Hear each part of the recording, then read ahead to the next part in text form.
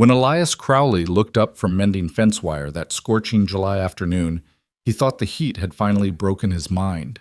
A child, barefoot, small, sunburned, was walking across 200 yards of ground so hot it could blister skin in seconds. She moved with terrible purpose, each step deliberate despite the pain that must have screamed through her small body. By the time his brain caught up to his legs, he was already running, the tools falling from his hands, his heart hammering with something he hadn't felt in 3 years, the desperate need to save someone before it was too late. If you want to know how one choice can change 2 lives forever, stay with me until the end of this story. And if this story touches your heart, please leave a comment with your city so I can see how far Maggie and Elias's journey has traveled across this world. The Texas sun had no mercy in it. Elias Crowley knew this the way a man knows his own bones, intimately, painfully, with the kind of certainty that comes from loss. He'd been working since dawn, the way he did every day, moving through the motions of ranch work with the mechanical precision of a man who no longer expected joy from his labor. Mend fence, check water troughs, inspect the cattle for disease or injury. Simple tasks. Necessary tasks. Tasks that filled the hours between sunrise and the moment he could justify pouring whiskey and calling it supper. The fence wire bit into his calloused palms as he twisted it tight. Sweat ran down his spine beneath the faded work shirt that had once belonged to a younger, happier version of himself. That man had died 3 years ago, buried alongside his wife Sarah and their infant son in the small cemetery behind the white oak tree. What remained was this: a body that knew how to work, hands that remembered their purpose, and a heart that had learned to beat without feeling much of anything at all. He was 42 years old. He looked older. The Crowley Ranch sat in the hill country west of Austin, 1,500 acres of stubborn earth that his father had claimed and his grandfather had broken. Good grazing land when the rains came. Brutal, unforgiving country when they didn't. This year, the drought had settled in like an unwelcome guest who'd forgotten how to leave. The creek ran thin and sluggish. The grass grew sparse and yellow. The cattle moved slow and hollow-eyed, their ribs showing more prominently with each passing week. Elias straightened, pressing one hand to the small of his back where the muscles had started to complain. He was getting too old to be working alone, too old to be doing everything himself. But hiring help meant conversation, meant another person's presence disturbing the careful silence he'd built around himself like a fortress, meant someone asking questions he didn't want to answer, offering sympathy he couldn't accept, looking at him with the kind of pity that made his jaw clench and his stomach turn. So he worked alone. He was reaching for the next section of wire when something caught his eye. Movement, far out across the south pasture. His first thought was cattle, but the shape was wrong. Too small, too upright. He squinted against the glare, one hand rising to shade his eyes beneath the brim of his hat. A person. Walking. That alone was strange enough. The ranch was a good 3 miles from the main road, and neighbors didn't just wander onto another man's land without invitation. But as his eyes adjusted and the figure drew closer, details emerged that made his breath catch in his throat. A child. A little girl, maybe 7 or 8 years old, walking barefoot across ground that had been baking under the July sun since before dawn. Jesus Christ, Elias breathed. He was moving before conscious thought caught up, dropping the fence wire and breaking into a run. His boots pounded against earth that radiated heat even through the thick leather soles. The distance between them closed. 200 yards, 100, 50. And with each step, more details resolved themselves into a picture that made his chest tighten, with something close to panic. The girl wore a thin cotton dress, faded blue, and too large for her small frame. Her dark hair hung in tangled strands around her face. Her skin, naturally fair, had burned angry red across her shoulders and the bridge of her nose. But it was her feet that made Elias's stomach turn, raw and blistered, leaving small bloody prints in the dust with each step she took. Yet she didn't stop, didn't slow. Her eyes, dark and enormous in her thin face, were fixed on the ranch house with an intensity that spoke of pure, desperate will. "Hold on," Elias called out when he was close enough. "Just hold on, sweetheart. Don't move." But she did move. Kept moving, in fact, though her steps had become slower, more unsteady. She was perhaps 20 yards from him when her legs finally gave out. Elias caught her before she hit the ground, dropping to his knees and gathering her small body against his chest. She weighed almost nothing. He could feel each individual rib through the thin fabric of her dress, feel the rapid flutter of her heartbeat like a bird's wings beating against a cage. Her skin was furnace hot, dry to the touch in a way that screamed dehydration. "I've got you," he said, his voice rough with an emotion he couldn't name. "You're safe now. I've got you." The girl's eyes fluttered open, brown, deep brown, the color of creek water over stones. She looked directly at him with a clarity that seemed impossible given her condition. Her lips moved, cracked and bleeding at the corners. "Can you help me?" 4 words. 4 simple words that cracked something open in Elias's chest that he'd thought had calcified into stone. "Yes," he said.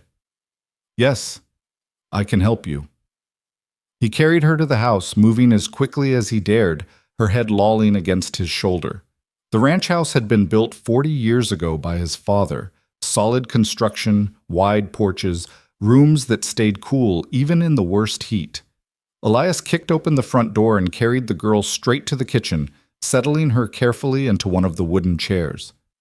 "Water," she whispered. "Please." "Slow," Elias cautioned, filling a tin cup from the pump at the sink. "Just sips at first. Too much too fast will make you sick." She drank like someone who'd forgotten what water tasted like, her small hands wrapping around the cup with desperate strength. Elias had to physically pull it away after a few swallows, ignoring the wounded look she gave him. "More in a minute," he promised. "Let that settle first." He pumped water into a basin, grabbed clean rags from the cupboard, and knelt in front of her chair. "I need to look at your feet, sweetheart. This is going to hurt, but I'll be as gentle as I can." She didn't flinch when he lifted her right foot into his lap, didn't make a sound as he carefully cleaned away the blood and dirt to reveal the full extent of the damage. The soles were blistered raw, several of the blisters already broken and weeping. Burns marked the tender arches and the spaces between her toes. She'd walked on this, walked miles on this, without stopping, without crying out. What kind of desperation drove a child to do something like that? Elias worked in silence, cleaning and bandaging both feet with strips of clean cotton, his hands steady despite the fury building in his chest. Fury at whoever had allowed this to happen. Fury at a world that could do this to a child. Fury at himself for every time he'd looked the other way when he suspected something was wrong with the neighbor's situation, telling himself it wasn't his business, wasn't his problem. "What's your name?" he asked quietly as he tied off the last bandage. "Maggie." Her voice was thin but clear. "Maggie Rowe. I'm Elias Crowley. This is my ranch." He sat back on his heels, studying her face. "Maggie, where did you come from? Where are your parents?" Something flickered in those dark eyes. Fear, maybe, or shame. She looked down at her bandaged feet, her small hands gripping the edge of the chair. "My mama is sick," she said finally. "Real sick. She needs help, but Papa won't get the doctor and nobody will come when I ask, and I didn't know what else to do." The words came faster now, tumbling over each other. "I remembered seeing your ranch from the road when Papa drove us to town last month, and I thought maybe you would help because Mama said sometimes strangers are kinder than neighbors, and I didn't know where else to go." "Shh," Elias interrupted gently. "It's all right. You did the right thing coming here." He stood, his knees protesting, and filled the cup with water again. "Drink this. Then I need you to tell me exactly where your mama is and what's wrong." Maggie drank more slowly this time, her eyes never leaving his face. When she lowered the cup, she drew a shaky breath.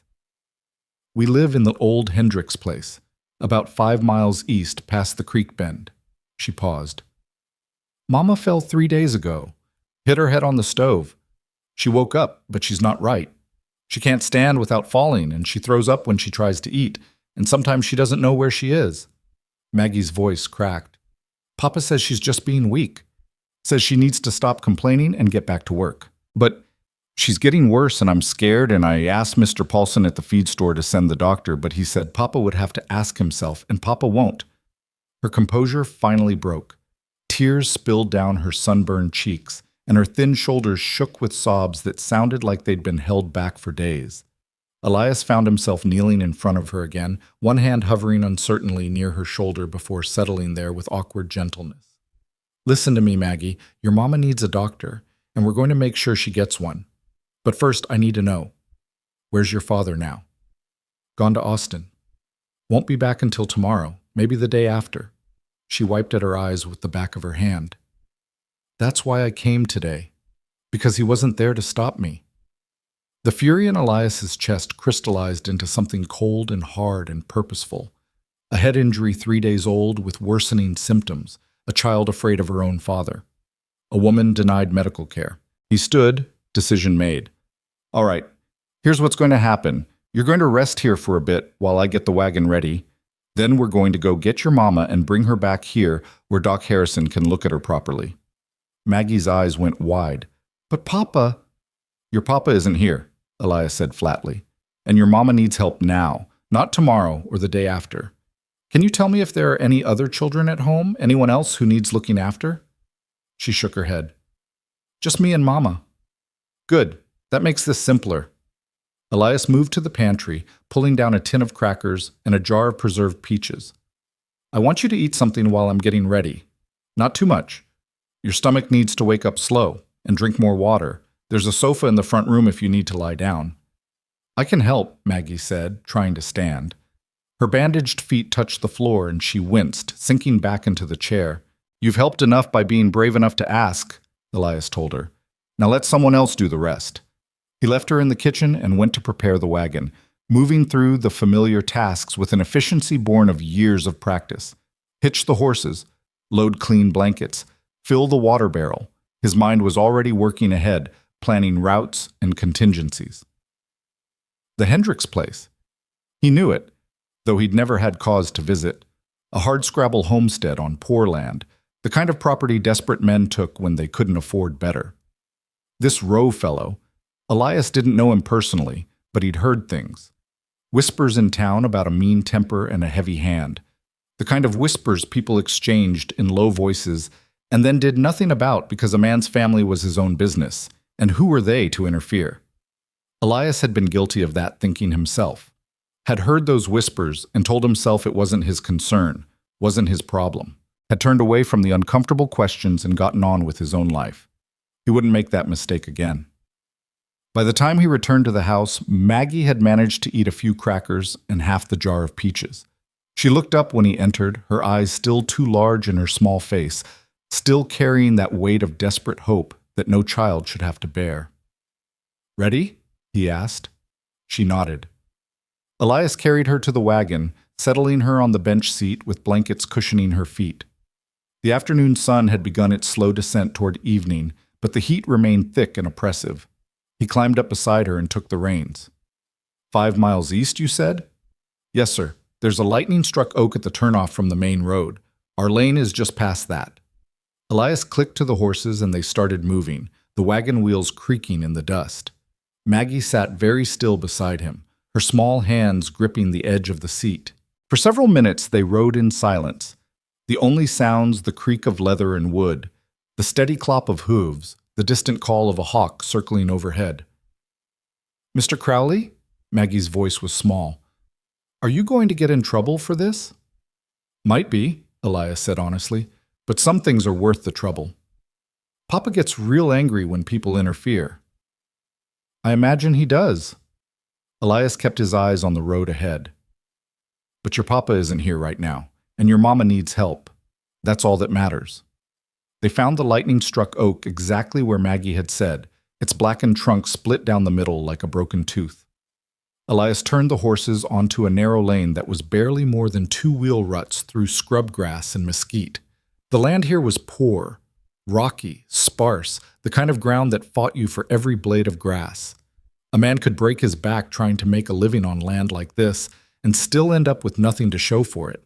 The Hendricks place came into view as they crested a low rise. The word place was generous. A single-room cabin, its walls made of rough-cut timber chinked with mud and moss, sagged visibly to one side.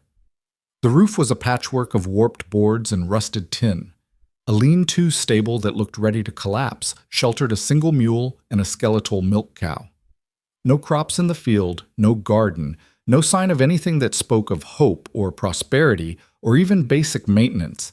This wasn't just poverty, this was giving up. Elias pulled the wagon to a stop in front of the cabin. "Stay here," he told Maggie. "Let me go in first."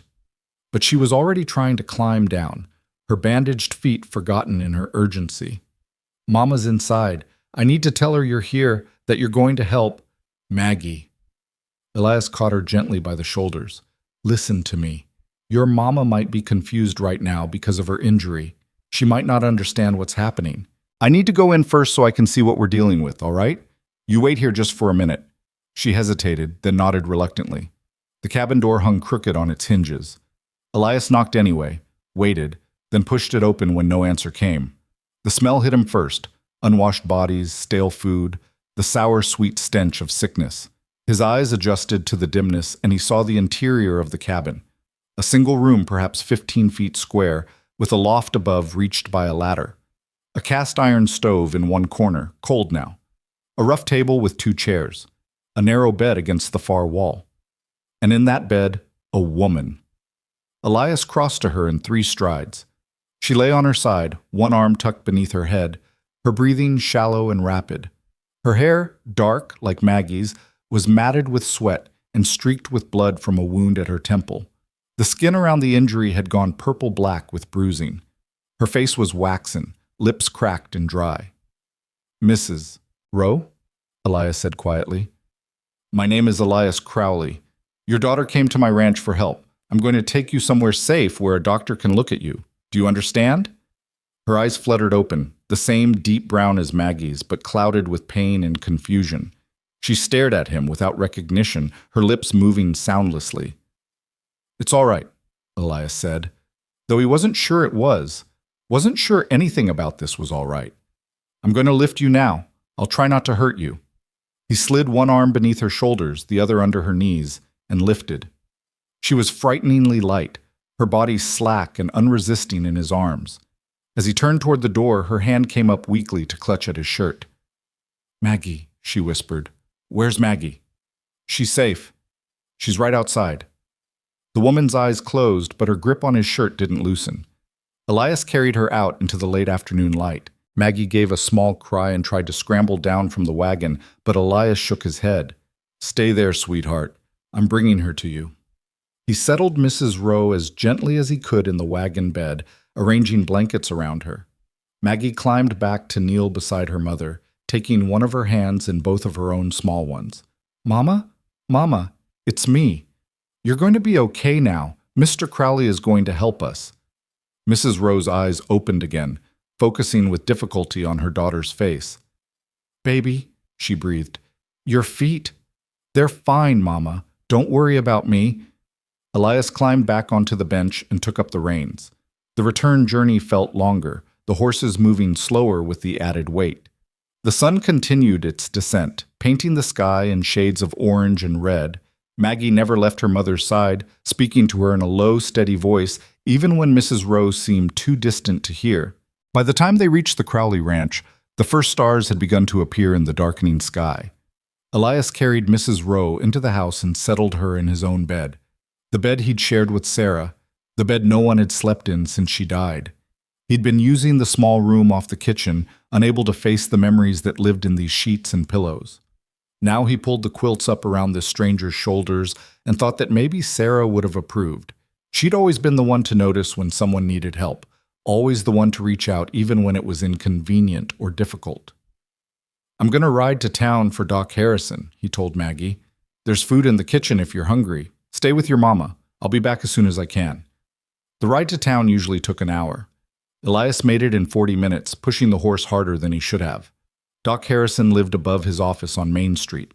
Elias pounded on the door until a light appeared in the window. "What in blazes?" The doctor appeared, pulling suspenders over his nightshirt. His irritation faded when he saw Elias's face. "What's happened?" "Head injury, 3 days old. Woman, maybe 30 years old. Confusion, vomiting, can't stand on her own. She needs help now." Harrison didn't waste time with questions. He grabbed his medical bag and followed Elias to the horses. They rode back in silence, the doctor's face grim in the moonlight. At the ranch, Harrison examined Mrs. Rowe with efficient thoroughness, while Elias waited in the kitchen with Maggie.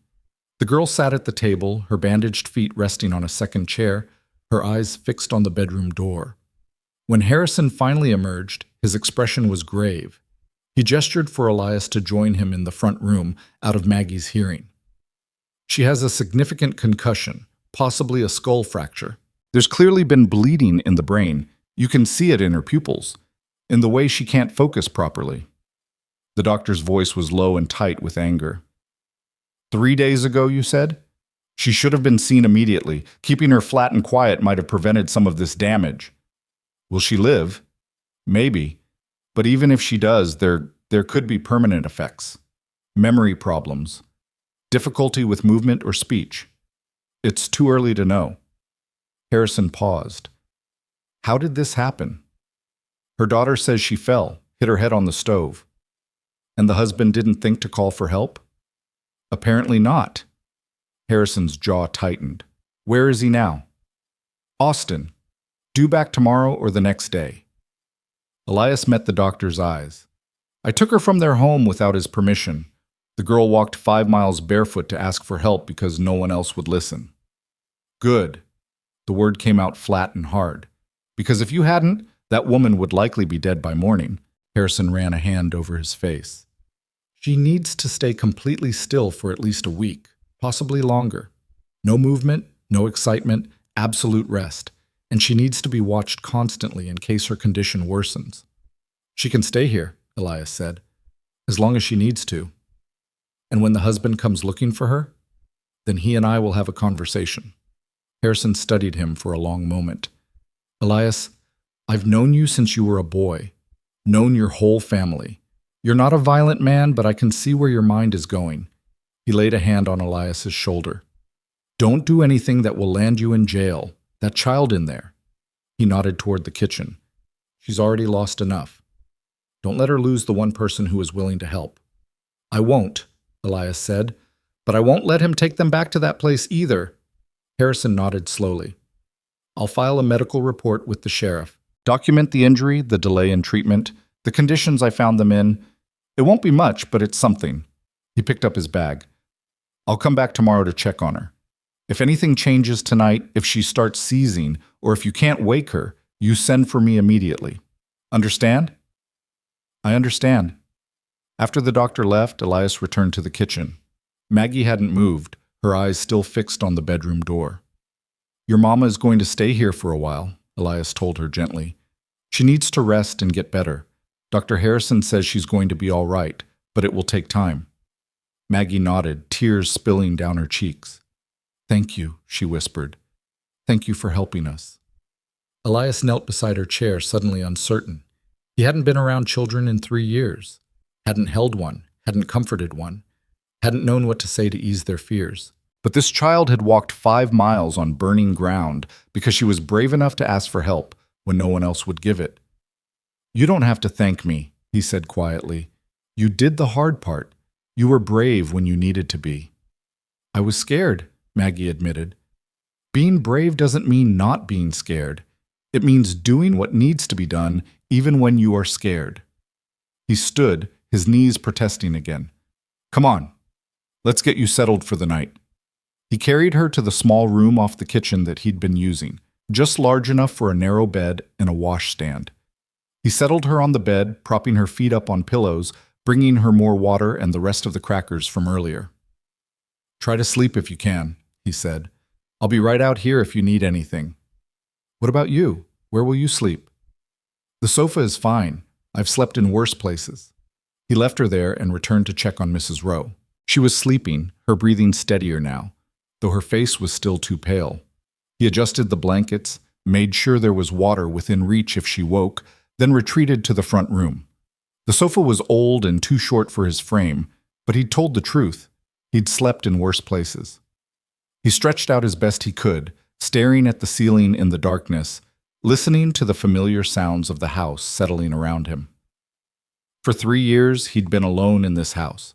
For 3 years, he'd moved through empty rooms that echoed with memories of people who were gone. He told himself it was easier this way, safer, that he couldn't lose what he never let himself have again. Now there was a sick woman in his bed and her daughter sleeping in his room, and he had no idea what tomorrow would bring, except that it would be complicated and difficult and possibly dangerous. And for the first time in 3 years, Elias Crowley felt something besides the numb, mechanical existence he'd been calling a life. He felt needed. It scared him. It scared him almost as much as the sight of that barefoot child walking across burning ground. But somewhere beneath the fear was something else, something that felt almost like purpose. He closed his eyes, and for the first time in longer than he could remember, Elias prayed. Not to the distant, judgmental deity he'd learned about in church, but to Sarah, to the woman who'd taught him that kindness mattered, that people mattered, that sometimes the hardest thing and the right thing were the same thing. "I don't know what I'm doing," he whispered into the darkness, "but I'm going to try. For that little girl, for her mother, I'm going to try."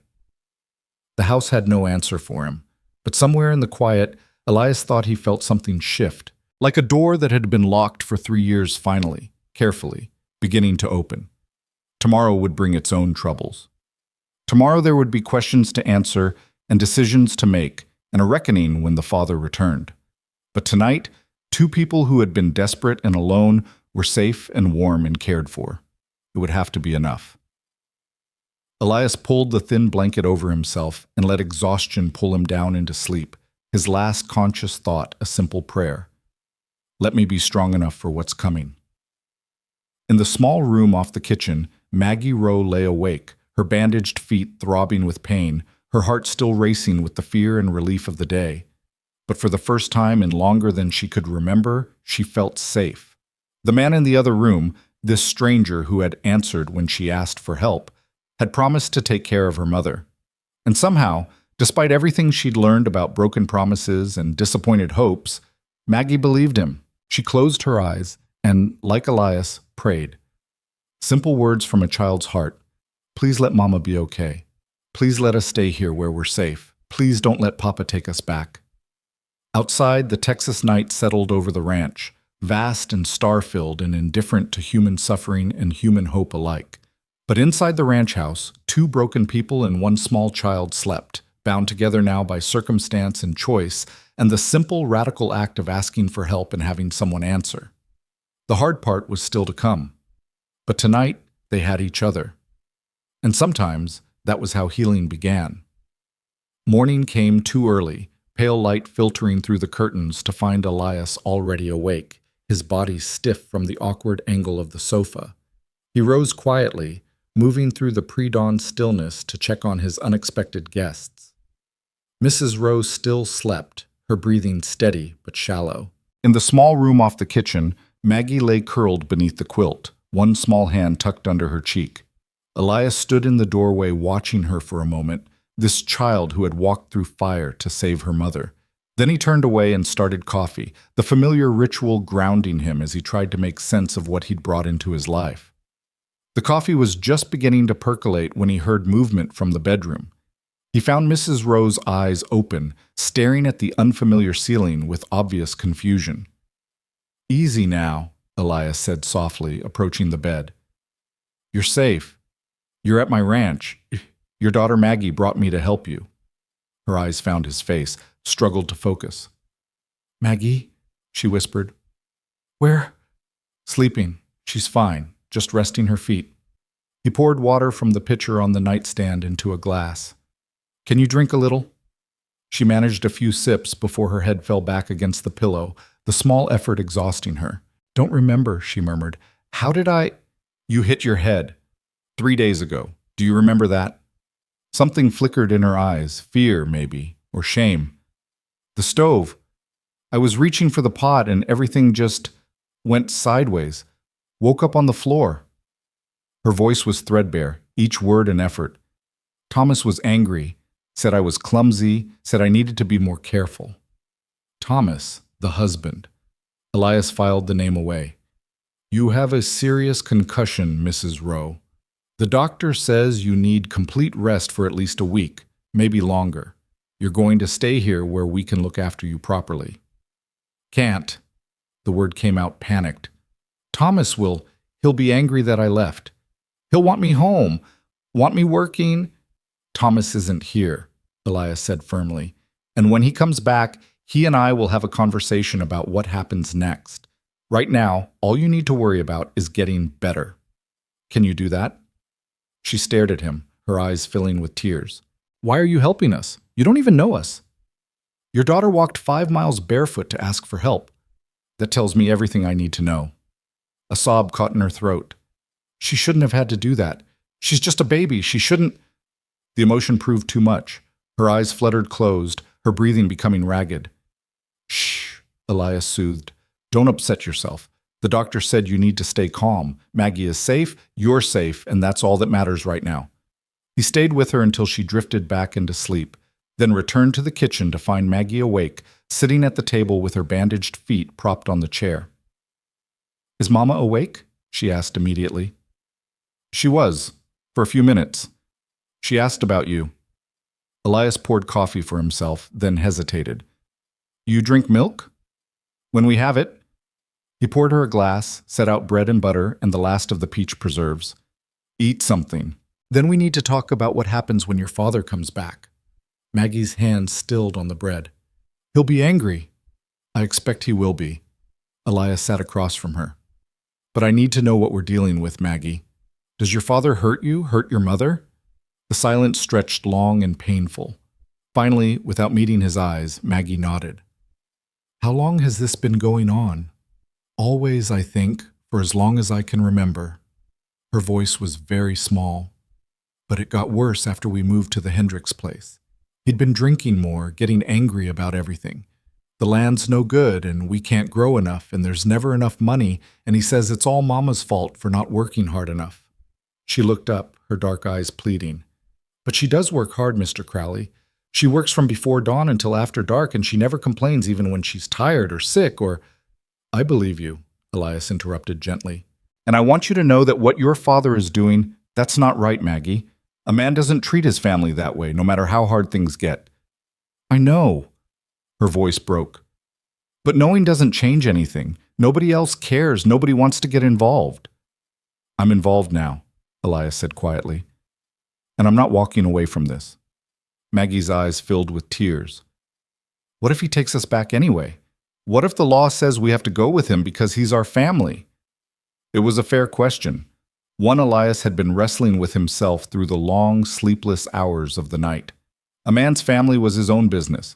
That was the law, written and unwritten. The sheriff wouldn't interfere in a domestic situation unless there was clear evidence of serious crime. And even then— We'll cross that bridge when we come to it, he said finally. Right now your mother needs medical care that she can't get at home. That gives us some time. The morning passed quietly. Elias tended to the ranch work that couldn't be postponed, checking on the cattle, ensuring they had access to the dwindling water supply. When he returned to the house, he found Maggie sitting beside her mother's bed, reading aloud from a worn copy of McGuffey's Reader she'd found on the shelf. Mrs. Rowe's eyes were open, following her daughter's voice, even though she seemed too weak to speak. When she saw Elias in the doorway, she managed a small smile. She's a good reader, she whispered. I taught her myself. I can tell, Elias said. He addressed Maggie. Your mother needs to rest now. Why don't you come help me in the kitchen? Maggie followed him out reluctantly. Elias set her to work peeling potatoes for supper, simple work she could do sitting down, her feet still elevated. They worked in companionable silence for a while before Maggie spoke. Mr. Crowley, what will happen if Mama doesn't get better? Elias's hands stilled on the knife. The doctor thinks she will. It just takes time. But what if she doesn't? Maggie persisted. What if she stays confused or can't walk or— She couldn't finish the thought. Then we'll figure it out, Elias said firmly. Whatever happens, we'll figure it out together. You're not alone in this anymore, Maggie. Do you understand that? She nodded, but the fear didn't leave her eyes. Doc Harrison came by in the late afternoon, examining Mrs. Rowe with gentle thoroughness. When he emerged from the bedroom, his expression was cautiously optimistic.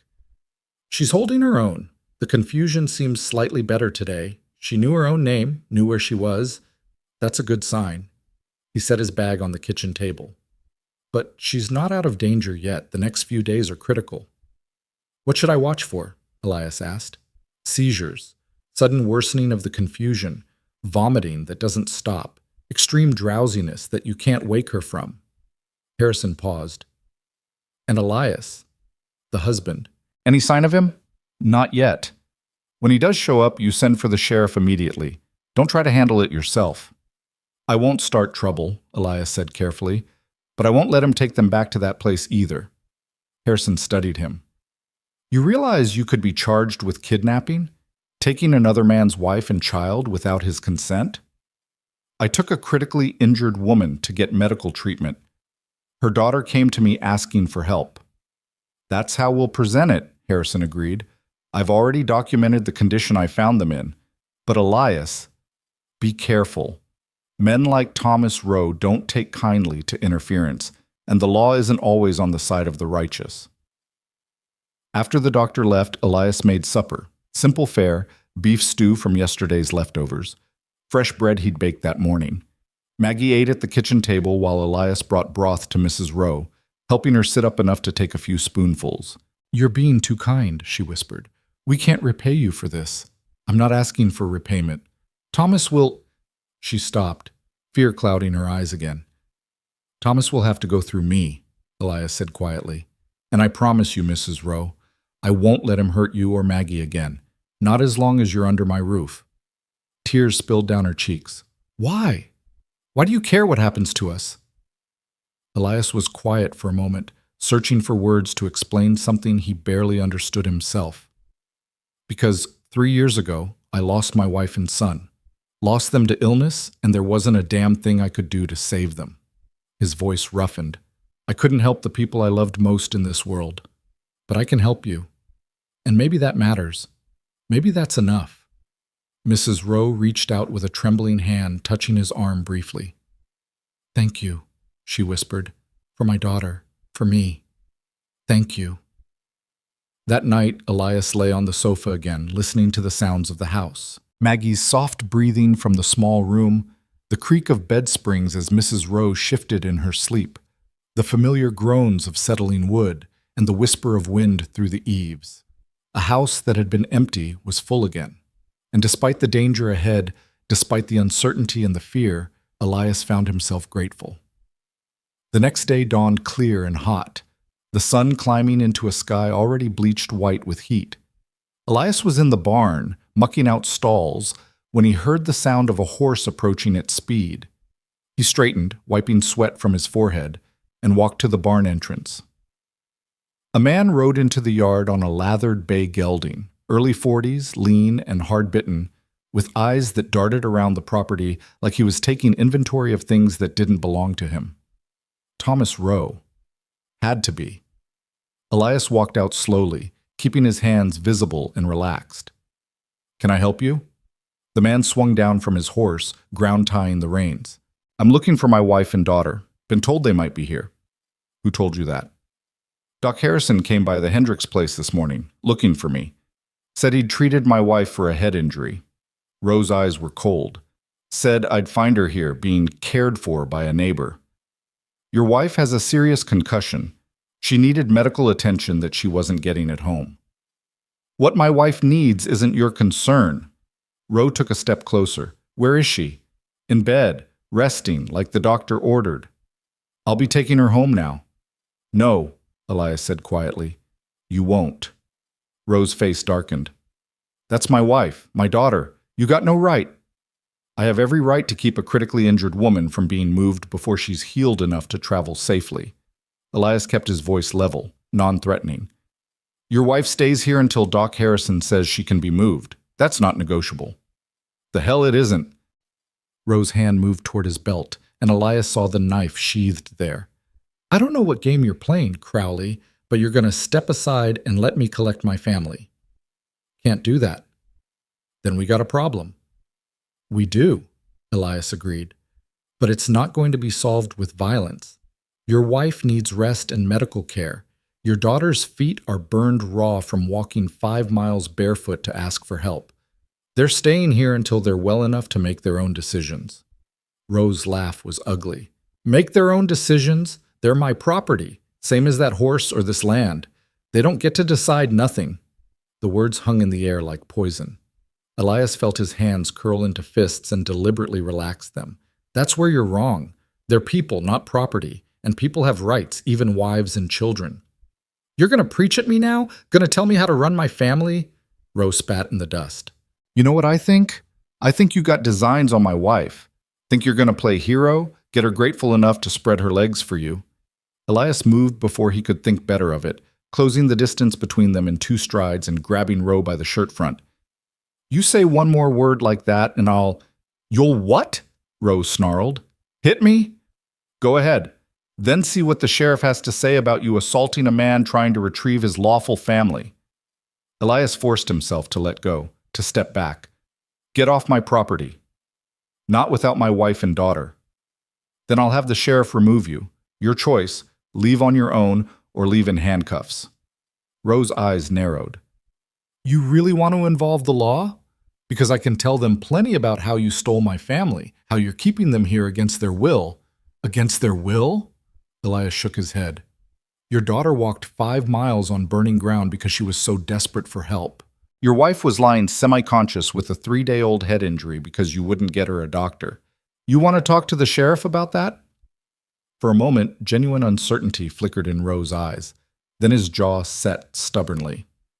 A man's got a right to manage his household as he sees fit. No law against that. There's a law against letting your wife die from neglect. There's a law against child endangerment. She ain't dying, just got a bump on the head. She has a skull fracture and brain bleeding, Elias said flatly. Ask Doc Harrison if you don't believe me. Another day or 2 without treatment and she'd be dead. Roe was quiet for a long moment, his face working through emotions too complex to read. Finally he said, How long? How long what? How long until she can travel? The doctor says a week minimum, maybe longer. Rose seemed to consider this. And you expect me to just leave her here, trust you to take care of my family? I expect you to do what's best for your wife's health. Whether you trust me or not is your business. Another long silence. Then Roe nodded slowly. Fine. 1 week. But I'll be checking in, making sure everything's proper. And if I find out you've touched her or filled her head with ideas about leaving me, I'll give her medical care and a safe place to heal, Elias interrupted. Nothing more, nothing less. Roe mounted his horse, looking down at Elias with unconcealed hatred. 1 week, Crowley. Then I'm taking my family home, and there ain't nothing you or the doctor or anyone else can do to stop me. He wheeled the horse around and rode off at a gallop, leaving Elias standing in the dust. The confrontation left Elias's hands shaking with unused adrenaline. He forced himself to breathe slowly, to unclench his jaw, to let the anger drain away before he went back inside. The last thing Mrs. Roe and Maggie needed was to see him rattled. He found them both in the bedroom, Maggie sitting on the edge of the bed, Mrs. Roe propped up on pillows. They both looked up when he entered, fear naked on their faces. Was that Papa? Maggie whispered. Yes. What did he want? Mrs. Roe asked, her voice trembling. To take you home. I told him you weren't well enough to be moved. He's agreed to give it a week. A week? Mrs. Roe repeated dully. And then we'll see where we stand. Elias sat in the chair beside the bed. Mrs. Roe, I need to ask you something, and I need you to be honest with me. Do you want to go back to him? She closed her eyes. What I want doesn't matter. It matters to me. He's my husband. I made vows. Vows work both ways, Elias said quietly. He vowed to honor and cherish you. Has he done that? The tears that had been threatening finally spilled over. No. Then you don't owe him anything. It's not that simple. I have no money, no family, nowhere to go. And Maggie, she needs a father, needs stability. Mama, no. Maggie's voice was fierce despite her tears. I don't need him. I need you safe. I need you alive. Mrs. Roe reached for her daughter's hand. Baby, you don't understand. I understand that he hits you. I understand that he doesn't care if you're sick or hurt. I understand that we're safer here with Mr. Crowley than we've ever been at home. Maggie's voice broke. Please don't make us go back, please. Oh, sweetheart. Mrs. Rowe pulled her daughter close, sobbing. I'm sorry. I'm so sorry you had to see all that, had to live with all that. Elias stood quietly and left them alone, closing the door behind him. He went to the front porch and sat on the steps, his head in his hands. 1 week, 7 days to figure out how to protect 2 people from a man who had every legal right to claim them. 7 days to find a solution that wouldn't land him in jail or get someone killed. He had no idea how to do it. The afternoon wore on. Elias worked mechanically, his mind churning through possibilities and discarding them one by one. He could hide them, but where? He could fight Rowe, but that would just prove the man's accusations of assault. He could appeal to the sheriff, but the law gave husbands near absolute authority over their wives and children. Every path forward seemed blocked. He was still wrestling with the problem when Doc Harrison arrived for his evening check on Mrs. Rowe. The doctor examined her, asked careful questions about her symptoms, then joined Elias on the porch. She's improving, Harrison said. Slowly but definitely improving. The confusion is less. She's keeping food down. Her pupils are more reactive. With continued rest and care, she should make a full recovery. That's good news. But, Harrison prompted, hearing the doubt in Elias's voice. But Thomas Rowe was here today. Gave us 1 week before he comes to take them back. Harrison was quiet for a moment. There might be a way, he said slowly. It's not certain, and it would require Mrs. Rowe's cooperation, but have you heard of the Married Women's Property Act? No? It's new legislation, passed just last year. Gives wives some limited rights to property and earnings separate from their husbands. More importantly for our purposes, it establishes that a wife can petition for legal separation on grounds of cruelty or abandonment. Elias sat up straighter. Separation? It's not divorce. That would require proof of adultery or desertion, but a legal separation would allow her to live apart from him with the court's protection. She'd have to provide evidence of his cruelty, but Harrison gestured toward the bedroom. I'd say we have plenty of that. Would she keep Maggie? Most likely. The courts generally favor mothers in custody matters, especially when there's evidence the father is unfit. Hope stirred in Elias's chest for the first time since Rowe had ridden away. What would she need to do? File a petition with the circuit court. It would require a judge's hearing, testimony from witnesses, myself, Maggie, if necessary, possibly you. It wouldn't be easy, and Rowe would fight it, but it's possible. How long would it take? Weeks, maybe months to get a hearing. In the meantime, Mrs. Rowe could petition for temporary protection, an order requiring Rowe to stay away while the case is being decided. And if she did that, if she filed for separation, could he still take her back in a week? Not legally, not if the court grants the temporary order. Harrison paused. But Elias, you need to understand, this would be a fight. Rowe would be humiliated, furious. He could cause a lot of trouble. And there's no guarantee the court would rule in her favor. It's a chance, Elias said. That's more than they had before. Talk to her, Harrison said. Explain the options. But make sure she understands what she'd be taking on. This isn't a decision to be made lightly. After the doctor left, Elias stood on the porch, watching the sun sink toward the horizon. 7 days.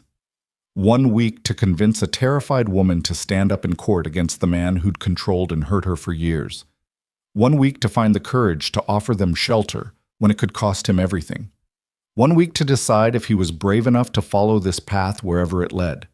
He thought about Maggie walking barefoot across burning ground, about the desperation it took to do that, the courage it took to ask for help. If an 8-year-old girl could be that brave, surely a grown man could find the strength to match it. Elias squared his shoulders and went inside to have a conversation that would change all of their lives. Mrs. Rowe was sitting up when Elias entered the bedroom, Maggie curled beside her on top of the quilts. They both looked at him with identical expressions of wary hope, like prisoners who'd heard footsteps approaching their cell, but couldn't tell if rescue or execution was coming. Elias pulled the chair closer to the bed and sat down heavily. I've been talking with Doc Harrison, he began. There might be a way for you to stay away from your husband legally. It wouldn't be easy, and there are no guarantees, but it's possible. Mrs. Rowe's hands tightened on the quilt. What kind of way? There's a new law, the Married Women's Property Act. It allows wives to petition the court for legal separation on grounds of cruelty. You'd have to testify about what he's done, and the judge would have to believe you. But if he grants the separation, Thomas wouldn't have any legal claim on you anymore. The silence that followed was heavy with something that felt like fear and longing braided together so tightly they couldn't be separated. Testify, Mrs. Rowe repeated softly. In front of a judge. In front of Thomas. Yes. And say what? That my husband hits me? That he doesn't provide properly? That he let me lie on the floor with my head split open because he was too angry to care? Her voice was rising, edged with something close to hysteria. Do you know what that would make me? What people would say? Mama, Maggie started.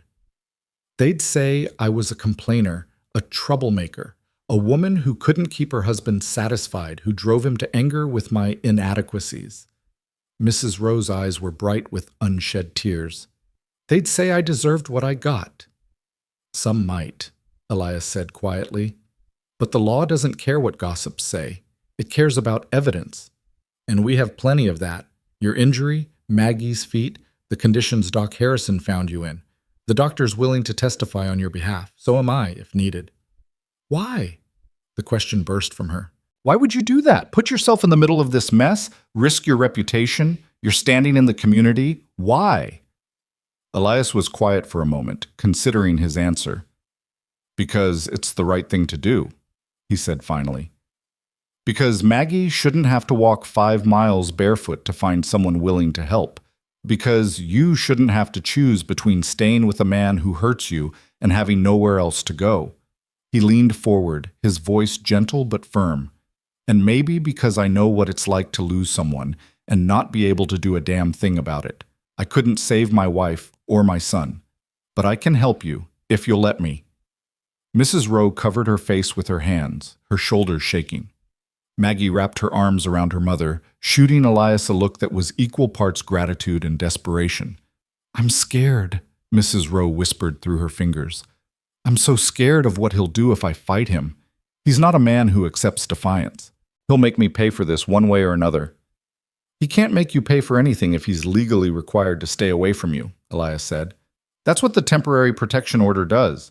Once you file the petition, the judge can order him to keep his distance until the hearing. And if Thomas ignores the order, if he comes here anyway, then he'll be arrested for contempt of court. Mrs. Rowe lowered her hands, looking at him with red-rimmed eyes. You make it sound so simple, so clean. But you don't know him, Mr. Crowley. You don't know what he's capable of when he feels threatened. I know what I saw in his eyes when he was here, Elias said. I know he's dangerous. But I also know that doing nothing means going back to a life where you're not safe, where Maggie's not safe. Is that what you want? Of course not, she said sharply. But wanting something and being able to have it are two different things. I have no money, no skills beyond keeping house and working a garden. Where would I go after the separation? How would I support myself and Maggie? The question hung in the air. It was the practical heart of the matter, the cold reality that trapped so many women in situations they couldn't escape. A woman alone, especially one with a child, had limited options. Domestic service, maybe. Seamstress work if she had the skill. Marriage to another man if she could find one willing to take on a divorcee with a child and a reputation.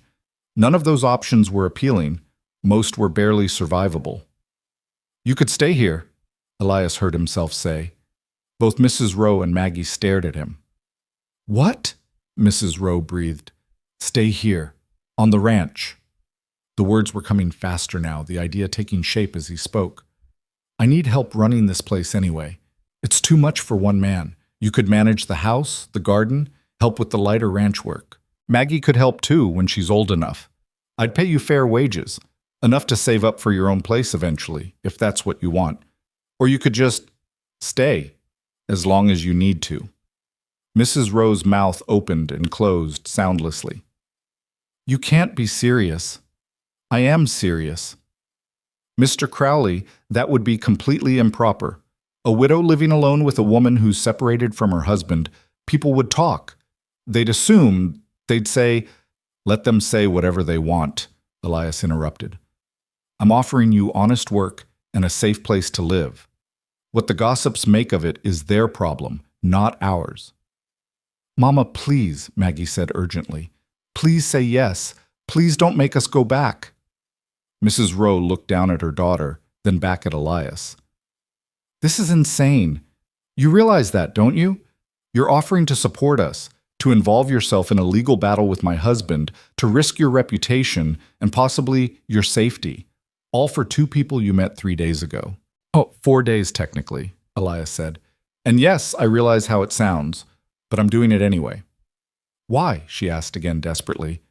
"Why would you do this?" "Because someone has to," Elias said simply. "And I'm here, and I'm willing, and I have the means to help. That's enough reason for me." The tears spilled over then, running down Mrs. Rowe's cheeks unchecked. "I don't even know your first name," she said with a laugh that was half sob. "You've been nothing but Mr. Crowley since Maggie brought you to us, and here you are offering to turn your whole life upside down for our sake." "It's Elias," he said gently, "and you can call me that if you're going to be staying." "I haven't said yes yet." "But you're going to." It wasn't a question. Mrs. Rowe wiped at her eyes with the back of her hand. "What's your first name?" she asked. "It seems only fair since you know mine is Elizabeth." "I didn't actually. I've just been calling you Mrs. Rowe in my head." That surprised a genuine laugh from her, watery but real. "Elizabeth. Elizabeth Ann Rowe." She paused. "Though I suppose I might not be a Rowe much longer if we do this." "If," Elias noted, "not when." Elizabeth took a shaky breath, then looked at her daughter. "Maggie, sweetheart, this is a big decision, one that will affect both of us for a long time. I need to know what you think. Really think, not just what you think I want to hear." Maggie sat up straighter, her thin face serious beyond her years. "I think Mr. Crowley, Elias, is the first person who's helped us without asking for anything in return. I think you're getting better here, stronger, and that wouldn't happen if we went back. I think—" Her voice wavered. "I think I want to stay somewhere I don't have to be scared all the time." Elizabeth pulled her daughter close, burying her face in Maggie's dark hair. When she looked up again, her expression was resolved. "All right," she said quietly. "All right. Tell me what we need to do." Relief washed through Elias like cool water. "First thing tomorrow, I'll ride into town and talk to a lawyer. We'll need to file the petition for separation and the request for a temporary protection order as quickly as possible. You'll need to give a statement about what's happened, the abuse, the neglect, everything. It won't be easy." "None of this is easy," Elizabeth said, "but it's necessary, so we'll do what needs to be done." "There's one more thing," Elias said carefully. "The lawyer will need to know our arrangement, that you'll be staying here, working for me. Some people will say that's improper, that it suggests an inappropriate relationship. We need to be prepared for that accusation." Elizabeth's chin lifted. "Let them accuse. I know the truth, you know the truth. That will have to be enough." The next morning, Elias rode into town as the sun was climbing toward its zenith. The heat was already oppressive, the air shimmering above the dusty streets. He tied his horse outside the office of Jacob Winters, the only lawyer in town with a reputation for taking on difficult cases. Winters was a man in his late 50s, silver-haired and sharp-eyed, with the kind of steady competence that came from decades of navigating the messy intersection of law and human nature. He listened to Elias's story without interrupting, his fingers steepled beneath his chin. When Elias finished, Winters was quiet for a long moment. "This is going to be complicated," he said finally. "Legal separation cases are still relatively new, and judges have a lot of discretion in how they interpret the law. We'll need to build an airtight case. We have evidence, medical documentation of her injuries, testimony from Doc Harrison, the condition her daughter was in when she came for help. All good," Winters agreed, "but we'll also need to address the elephant in the room. You're a widowed man offering shelter to a married woman. Thomas Rowe's lawyer, and he will get a lawyer, will argue that this is evidence of an illicit relationship, that you're trying to steal his wife. That's a lie. Doesn't matter if it's true or not. What matters is whether the judge believes it. Winters leaned back in his chair. We'll need character witnesses for you. Neighbors, friends, people who can testify to your integrity and the innocence of your motives. Can you provide that? Elias thought of his self-imposed isolation over the past 3 years, the way he deliberately pushed people away. I can try. You'll need to do better than try, Winters said bluntly. This case will hinge on 2 things, proving that Thomas Rowe is genuinely dangerous and proving that your involvement is motivated by charity rather than desire. If we can't demonstrate both convincingly, the judge will likely order Mrs. Rowe returned to her husband's custody. The words landed like stones in Elias's gut. How long do we have? I can file the petition today. The request for temporary protection will be heard within 48 hours. That's the law. The full separation hearing could take weeks or months to schedule, depending on the court's docket. Winters pulled out a clean sheet of paper. I'll need a detailed statement from Mrs. Rowe. Can she travel to town? Not yet. Doc Harrison says she needs at least another few days of complete rest. Then I'll come to you, this afternoon if possible. The sooner we get this filed, the better. Winters paused. Mr. Crowley, I need to be clear about something. This will not be a quiet process. The whole town will know about it. There will be gossip, judgment, possibly worse. Are you prepared for that? I am, Elias said. And Mrs. Rowe? Is she prepared to have her private suffering become public knowledge? She will be. Winters studied him. You care about this woman. I care about helping someone who needs it. That's not what I said. Elias met the lawyer's eyes steadily. Elizabeth Rowe and her daughter walked into my life 4 days ago. In that time, I've seen more courage from an 8-year-old child than I've seen from most grown men. I've seen a woman fight to stay conscious and coherent despite a brain injury that should have killed her. I've been reminded that there are things in this world worth fighting for, even when the fight is hard and the outcome uncertain. So yes, I care, but not in the way you're implying. Winters nodded slowly. Good, because the moment your motives become questionable, this case falls apart and everyone loses. He stood, extending his hand. I'll be at your ranch by 2 o'clock. Have Mrs. Rowe ready to give her statement. True to his word, Winters arrived precisely at 2, driving a small buggy and carrying a leather satchel full of papers. Elias met him in the yard and led him inside, where Elizabeth was sitting in the front room, dressed in one of Sarah's old dresses that Elias had pulled from the trunk in the attic. It was too big for her thin frame, but she'd belted it and pinned it to make it work. She stood when they entered, her movement still careful and slow. Mr. Winters, thank you for coming all this way. Mrs. Rowe. Winters set his satchel on the table. I understand you want to pursue legal separation from your husband. I do. Before we begin, I need to make sure you understand what that means. This isn't a simple process. You'll be required to testify in court to detail the abuse you've suffered. Your husband will be present. He'll have the opportunity to question you, to challenge your account. It will be difficult and possibly frightening. Elizabeth's hands trembled slightly, but her voice was steady. I understand. You'll also be opening yourself to public scrutiny.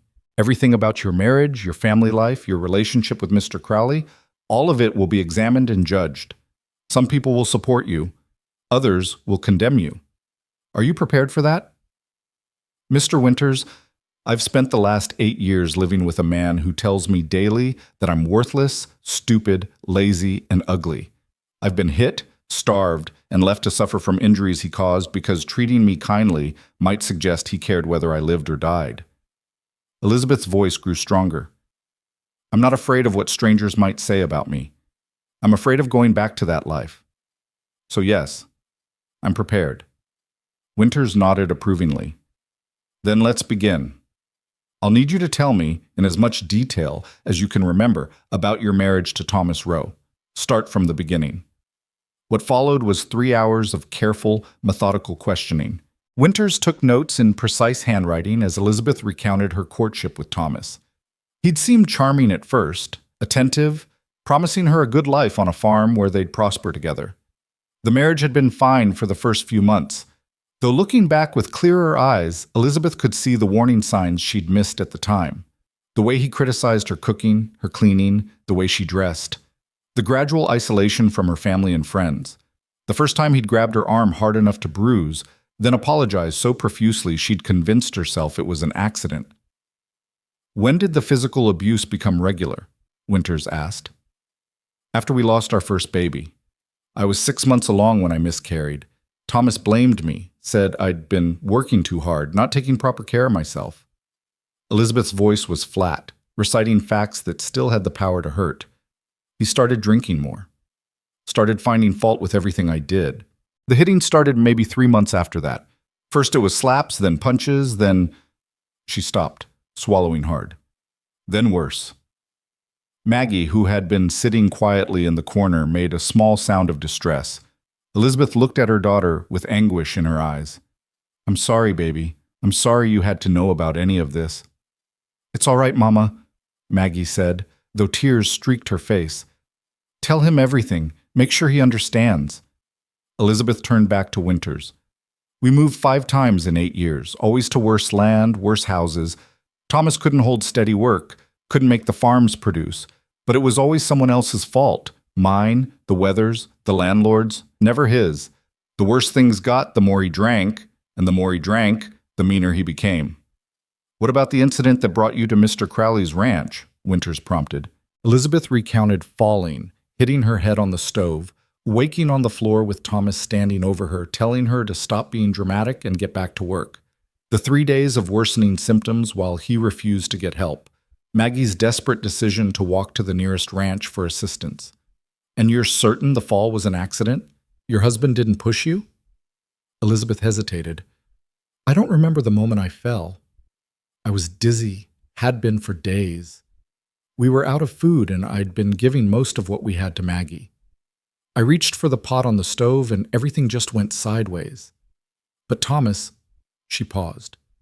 "Thomas was angry that morning. We'd argued about money. About his drinking. I remember him shouting, remember stepping back from him, and then I was on the ground." "So it's possible he pushed you?" "It's possible," Elizabeth admitted quietly. "But I can't swear to it." Winters made a note. "We'll focus on what we can prove. The injury itself, his refusal to seek medical help, the pattern of abuse leading up to this incident. That should be sufficient." He looked up. "Mrs. Rowe, there's one more thing I need to ask. What is the nature of your relationship with Mr. Crowley?" Elizabeth didn't flinch. "Mr. Crowley has shown me and my daughter nothing but kindness and respect. He's offered us shelter and employment, and I've accepted because I have nowhere else to go and no other means of supporting myself and my child. That's all. Your husband will argue otherwise." "My husband can argue whatever he likes. It won't make it true." "You're aware that staying here unmarried will damage your reputation?" "I'm aware that my reputation is already damaged by the mere fact of seeking separation from my husband. I'd rather be whispered about for impropriety than mourned for stupidity when Thomas finally kills me." Winters closed his notebook. "I think we have what we need. I'll draft the petition tonight and file it first thing tomorrow morning. The hearing for the temporary protection order will likely be scheduled for the day after that. You'll need to attend, Mrs. Rowe. Are you well enough to travel?" "I'll be well enough," Elizabeth said firmly. After Winters left, Elias found Elizabeth sitting on the front porch, staring out at the darkening landscape. He sat beside her, leaving space between them, waiting to see if she wanted to talk. "I keep thinking about what people will say," she said finally. "Not about me. I meant what I told Mr. Winters. I don't care what they say about me. But about you. You don't deserve to have your name dragged through the mud because you were kind enough to help us." "I'm a grown man," Elias said. "I can handle a little gossip. It won't be just gossip. Thomas will make sure of that. He'll spread lies, turn people against you, maybe even..." She stopped, her hands twisting in her lap. "You could still change your mind. Tell Mr. Winters you've reconsidered, that we need to make other arrangements. I'd understand." "Would you?" Elias asked gently. "No," she admitted. "But I'd pretend to, because you've already done so much, and asking for more seems greedy." "You're not asking, I'm offering." He paused. "Elizabeth, I know this is hard. I know it's frightening, but you're not alone in this anymore. Whatever happens, whatever Thomas tries to do, you have people on your side now. Remember that." She turned to look at him, her eyes shining with unshed tears. "I don't know how to repay this kind of kindness." You don't have to repay it. You just have to accept it. That night, Elias lay on the sofa thinking about what was coming. The hearing in 2 days, Thomas's fury when he learned about the petition, the town's judgment when the story became public knowledge, the possibility that despite everything, the judge might rule against them. He thought about Sarah, about the vows he'd made to her before she died, to live a good life, to help where he could, to not let grief turn him bitter and hard. He thought about Maggie, asleep in the next room, her feet still bandaged but healing, about the courage it took to walk through pain because someone you loved needed help. And he thought about Elizabeth, sitting in the front room, giving her statement with quiet dignity, refusing to be ashamed of suffering she hadn't deserved. In 2 days, they would stand before a judge and ask for protection from a dangerous man. They would present their evidence and hope it was enough. They would face Thomas's accusations and the court's scrutiny and pray that justice would prevail. It wasn't certain. Nothing about this was certain, but it was a chance. And sometimes a chance was all you needed. Elias closed his eyes and waited for sleep, feeling something he hadn't felt in 3 long years settling into his bones like warmth after a long winter. Not happiness exactly, the situation was too precarious for that, but purpose. The sense that what he was doing mattered, that the choices he made could change lives for the better. It would have to be enough to carry him through whatever came next. The courthouse stood at the center of town like a monument to order in a world that too often had none. 2 stories of red brick and white columns, it represented everything civilized society claimed to value: justice, fairness, the rule of law applied equally to all. Elias had always found it a beautiful building. Now, climbing the steps with Elizabeth leaning on his arm and Maggie walking close beside them, he wondered if those ideals would prove hollow when tested against a husband's legal authority over his wife. The morning had started before dawn. Elizabeth had dressed carefully in another of Sarah's dresses, this one altered to fit her properly by lamplight the night before. Her hands had shaken as she pinned her dark hair into a neat bun, and Elias had seen her stop twice to steady her breathing, fighting against the dizziness that still plagued her when she moved too quickly. "You don't have to do this," he'd said, knowing even as he spoke that she did, that they all did, that turning back now would mean surrendering to a future none of them could accept. "Yes, I do," she'd replied, her voice quiet but firm. Now they entered the courthouse through the heavy oak doors, their footsteps echoing in the marble-floored hallway. Jacob Winters was waiting for them, standing beside the courtroom entrance with his leather satchel and an expression of careful neutrality. "Mrs. Rowe, Mr. Crowley, Maggie," he nodded to each of them in turn. "Judge Morrison is hearing cases this morning. He's fair-minded but traditional in his views on marriage and family. We'll need to present our evidence clearly and without emotional appeals. Let the facts speak for themselves." "What about Thomas?" Elizabeth asked, her voice barely above a whisper. "Will he be here?" "He's been notified of the hearing. Whether he chooses to attend is his decision." Winters paused. "Mrs. Rowe, if he is here, you cannot let him intimidate you. The judge will be watching your demeanor carefully. Any sign that you're performing for sympathy rather than stating truth will damage our case." "I understand." They entered the courtroom to find it already occupied. A handful of townspeople sat in the gallery, drawn by curiosity or genuine concern. Doc Harrison was there, sitting in the front row with his medical bag at his feet. And at the table opposite where Winters directed them to sit, Thomas Rowe waited with a man Elias didn't recognize. Tall, well-dressed, with the polished confidence of someone who made his living with words. Thomas's eyes found Elizabeth immediately. The look he gave her was pure venom, a promise of retribution that made her flinch despite herself. Elias moved slightly, placing himself between them, and felt Thomas's gaze shift to him with equal hatred. "All rise for the Honorable Judge Arthur Morrison." The judge who entered was a man in his 60s, white-haired and dignified, with the kind of face that revealed nothing of his thoughts. He settled behind the bench, adjusted his spectacles, and surveyed the courtroom with the mild interest of someone who'd seen every variation of human conflict and found none of it particularly surprising anymore. "Be seated," Morrison said. "I understand we have a petition for legal separation and request for temporary protection." "Mr. Winters," You're representing the petitioner? Yes, Your Honor. Elizabeth Ann Rowe seeks separation from her husband, Thomas Rowe, on grounds of cruelty and endangerment. We request a temporary order of protection prohibiting Mr. Rowe from contact with Mrs. Rowe or their daughter while this matter is being decided. Morrison looked at the other table. And you are? Charles Brennan, Your Honor, representing Mr. Thomas Rowe. We're here to contest both the petition and the protection request. This is a simple case of marital discord being exploited by, he glanced at Elias, outside parties with questionable motives. We'll get to motives in due course, Morrison said dryly. Mr. Winters, present your case. Winters stood, his movements deliberate and unhurried. Your Honor, Mrs. Rowe comes before you today seeking protection from a man who has subjected her to years of physical abuse, neglect, and cruelty. 6 days ago, she suffered a severe head injury, a concussion with probable skull fracture and brain bleeding. Rather than seek medical treatment for his wife, Mr. Rowe left her lying semi-conscious for 3 days, during which time her condition deteriorated to the point where her life was in danger. It was only through the desperate courage of their 8-year-old daughter, who walked 5 miles barefoot to seek help from a neighbor, that Mrs. Rowe received the medical care that saved her life. A murmur ran through the gallery. Morrison's expression didn't change, but his attention sharpened noticeably. I'd like to call Dr. William Harrison to testify regarding Mrs. Rowe's medical condition. Doc Harrison took the stand, placed his hand on the Bible, and swore to tell the truth.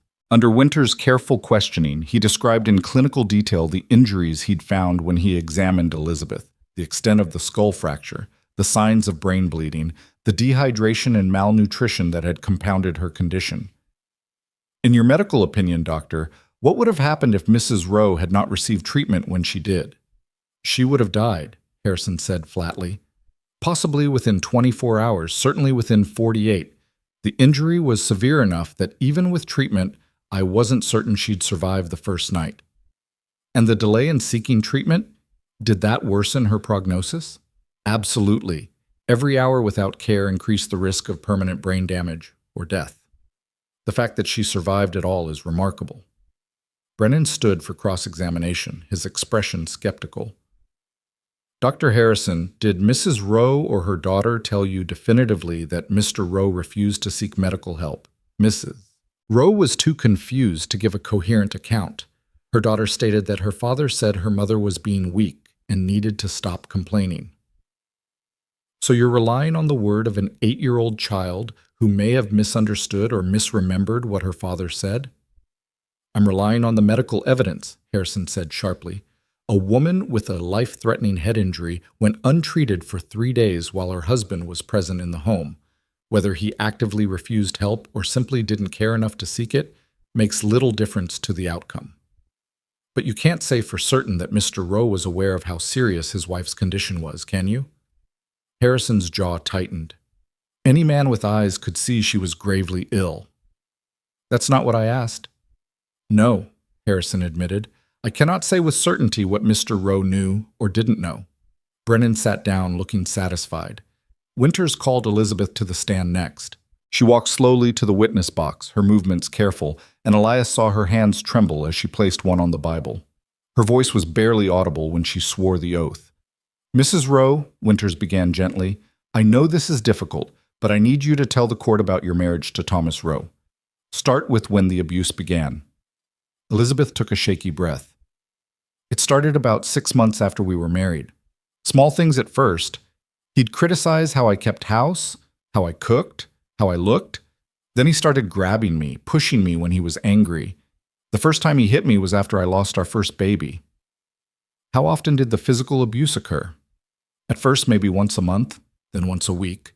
By the time we moved to the Hendricks place, it was almost daily. Can you describe the nature of this abuse? Elizabeth's voice was flat, reciting horrors as if they'd happened to someone else. Slapping, punching. He broke my arm once, told people I'd fallen. He'd withhold food if he thought I'd done something wrong. She stopped, swallowing hard. He'd force himself on me when I said no. Said it was his right, as my husband. The courtroom had gone very quiet. Even Brennan looked uncomfortable. Mrs. Rowe, tell the court about the day you received your head injury. We'd been arguing about money. Thomas had spent what little we had on whiskey. I told him we needed that money for food, for Maggie. He got angry, started shouting.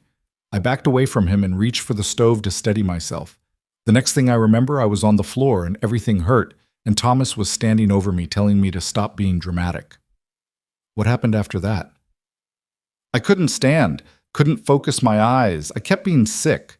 Thomas said I was fine, that I just needed to rest. But I wasn't getting better, I was getting worse. Maggie begged him to get the doctor. He said we couldn't afford it, that I was exaggerating. Tears spilled down Elizabeth's cheeks. I was so scared. I thought I was dying and my baby would be left alone with him, and there was nothing I could do to stop it. So your daughter took action herself? Yes. She waited until Thomas went to Austin, then she walked to the Crowley Ranch to ask for help. Elizabeth's voice broke. She walked 5 miles on ground hot enough to burn her feet raw because she was desperate and brave and no one else would listen when she said her mother needed help.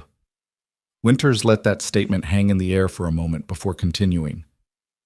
Mrs. Rowe, why are you seeking separation now? Why not before?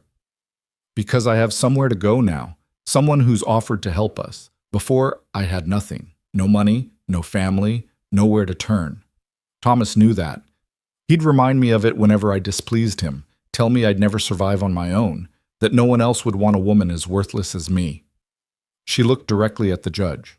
But I'm not worthless, and my daughter deserves better than to grow up watching her mother be beaten and learning that this is what marriage looks like. So I'm asking you, Your Honor, to give us a chance to build a different life. Brennan approached for cross-examination with the air of a man about to demolish a flimsy structure. Mrs. Rowe, you claim my client beat you regularly. Where are the scars, the permanent injuries? I have scars, Elizabeth said quietly.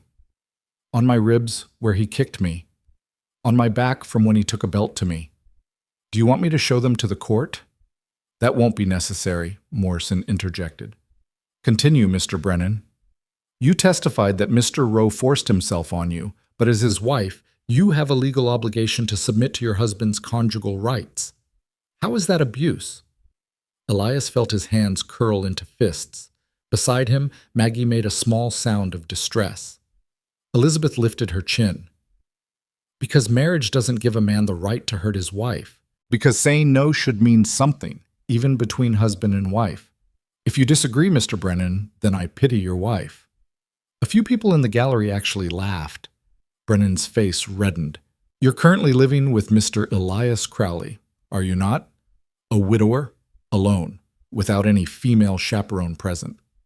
I'm recovering from a near-fatal injury in a home where I'm safe and respected. Mr. Crowley has been nothing but proper in his behavior toward me. Come now, Mrs. Rowe. You expect this court to believe that a man offers shelter to an attractive woman out of pure charity, with no expectation of, shall we say, gratitude? I expect this court to believe the truth, Elizabeth said, her voice steady despite the color rising in her cheeks. Mr. Crowley is a good man who helped someone in desperate need. If you can't imagine someone acting out of simple human decency, that speaks to your character, not his. Your Honor, Brennan said, turning to the judge, I submit that this entire petition is a scheme cooked up between Mrs. Rowe and Mr. Crowley to justify an adulterous relationship. My client may be rough in his manner, but he's a working man trying to provide for his family under difficult circumstances. His wife's claims are exaggerated at best, fabricated at worst, and motivated by her desire to pursue an illicit relationship. That's a lie, Maggie's voice rang out from where she sat beside Elias. She stood up, her small frame rigid with fury. Mr. Crowley never touched my mother in any wrong way. He saved her life when Papa wouldn't. He's been kind to us when Papa was cruel. And if you can't see the difference between a good man and a bad one, then you're blind as well as mean. Young lady, sit down, Morrison said, but his tone wasn't unkind. No, sir, I won't. Maggie's voice shook but didn't waver. Everyone keeps talking about what the law says, what's proper, what people will think, but nobody's asking what's true. And the truth is my papa hurt my mama over and over. The truth is, I walked 5 miles on feet that burned with every step because I knew if I didn't find help, my mama would die. The truth is, Mr. Crowley answered when I knocked on his door, when everyone else had turned me away. Maggie, Elizabeth started. The truth is, I love my mama, and I want her to be safe, Maggie continued, tears streaming down her face now. And if that means people talk about us, if that means we're poor, if that means we never have a proper home again, I don't care. I just want her alive and away from someone who hurts her. Is that so wrong? The courtroom was absolutely silent. Morrison removed his spectacles, cleaned them slowly, and put them back on. When he spoke, his voice was measured but not without compassion. Young lady, what's your name? Margaret Elizabeth Rowe, sir, but everyone calls me Maggie. Maggie, I appreciate your honesty, but this is a court of law and I need to hear from adult witnesses who can testify to facts, not emotions. Do you understand? Yes, sir. But facts are just truth with the feelings cut out. And the feelings matter too, don't they? Something that might have been a smile touched Morrison's mouth. Sometimes they do. Sit down now, please.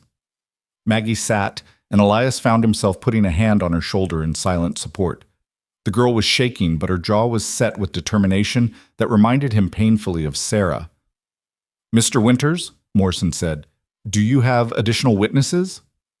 I'd like to call Mr. Elias Crowley to testify about the circumstances under which he came to offer assistance to Mrs. Rowe. Elias took the stand, his heart hammering. He placed his hand on the Bible and swore the oath, then faced Winters' questions with as much calm as he could muster.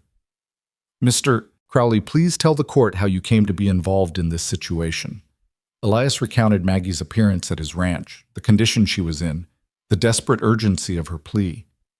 He described finding Elizabeth semi-conscious, the decision to bring her to his home for medical treatment, Doc Harrison's dire prognosis. Why did you offer Mrs. Rowe employment and shelter? Winters asked. Because she needed it, Elias said simply. Because she had nowhere else to go and no means of supporting herself and her daughter if she left her husband. Because I have the resources to help and it seemed like the right thing to do. Are you romantically interested in Mrs. Rowe? No.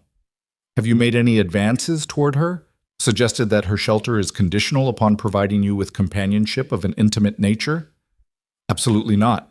Mrs. Rowe is a guest in my home, nothing more. Brennan stood for cross-examination, his eyes calculating. Mr. Crowley, you're a widower, correct? Yes. How long since your wife died? 3 years? And in those 3 years, have you courted anyone? Shown interest in remarrying? No. Why not? You're relatively young, you own property, you seem financially stable. Most men in your position would be seeking a new wife. I wasn't ready, Elias said flatly. But now a beautiful woman shows up on your doorstep in need of rescue, and suddenly you're ready to open your home to her? Convenient timing, wouldn't you say? It has nothing to do with timing. It has to do with the child asking for help and me being in a position to provide it. Come now, Mr. Crowley, you're telling this court that you feel nothing for Mrs. Rowe beyond charitable concern? That you have no hopes that this arrangement might develop into something more personal? Elias met Brennan's gaze steadily. What I'm telling this court is that I offered help to someone who desperately needed it, without conditions or expectations. If you find that suspicious, it says more about how you view the world than how I conduct myself. Perhaps. Or perhaps you're simply a man who saw an opportunity, a vulnerable woman, a chance to play hero, the possibility of eventual companionship without the messy business of formal courtship. You're welcome to believe whatever you like, Elias said. But believing something doesn't make it true. Morrison raised a hand. Mr. Brennan, do you have questions based on facts rather than speculation? Just one more, Your Honor. Brennan turned back to Elias. Mr. Crowley, if this court denies the petition for separation and orders Mrs. Rowe returned to her husband, will you comply? The question hung in the air like a trap. If Elias said yes, he'd be abandoning Elizabeth and Maggie. If he said no, he'd be admitting his willingness to defy a court order. I would comply with the court's legal ruling, Elias said carefully. But I would also make my feelings known to anyone who'd listen that sending a woman back to a man who's already nearly killed her once is the same as signing her death warrant. So you'd comply, but you'd make trouble. I'd tell the truth. Whether that's trouble or not depends on whether people want to hear it. Morrison dismissed him from the stand. Brennan called Thomas to testify, and the man took the oath with an expression of wounded righteousness that made Elias want to hit him. Under Brennan's gentle questioning, Thomas painted a picture of himself as a struggling farmer trying his best to provide for his family under difficult circumstances. Yes, he and Elizabeth argued sometimes. What married couple didn't? Yes, he'd been frustrated by her injury because it came at a bad time financially. But he'd never deliberately hurt her, never denied her care out of cruelty. My wife has always been delicate, Thomas said, his voice oozing false concern. Prone to exaggeration when things don't go her way. I think she hit her head harder than I realized, and now that neighbor of ours has filled her head with ideas about leaving me. It's a sad situation all around. And what about the allegations of physical abuse? Brennan asked. I've disciplined my wife when necessary, same as any man has the right to do. But I've never beaten her the way she's claiming. She bruises easy, always has. A hand on her arm to get her attention leaves a mark, and suddenly I'm a monster.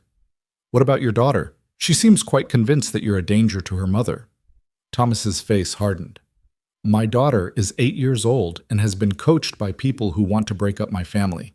Children are easily influenced, especially by a man like Crowley, who probably seems like a hero compared to a father who makes her do chores and expects proper behavior. Winters stood for cross-examination with barely controlled fury. Mr. Rowe, your wife had a skull fracture. Are you telling this court that happened because she bruises easy? I'm telling this court she fell and hit her head. Accidents happen. And you didn't think a head injury serious enough to knock her unconscious required medical attention? She woke up. She was talking. I didn't realize it was as bad as the doctor made it out to be. For 3 days, your wife was vomiting, confused, unable to stand on her own, and you didn't think that warranted sending for help? We don't have money for doctors for every little complaint. A skull fracture is not a little complaint, Mr. Rowe.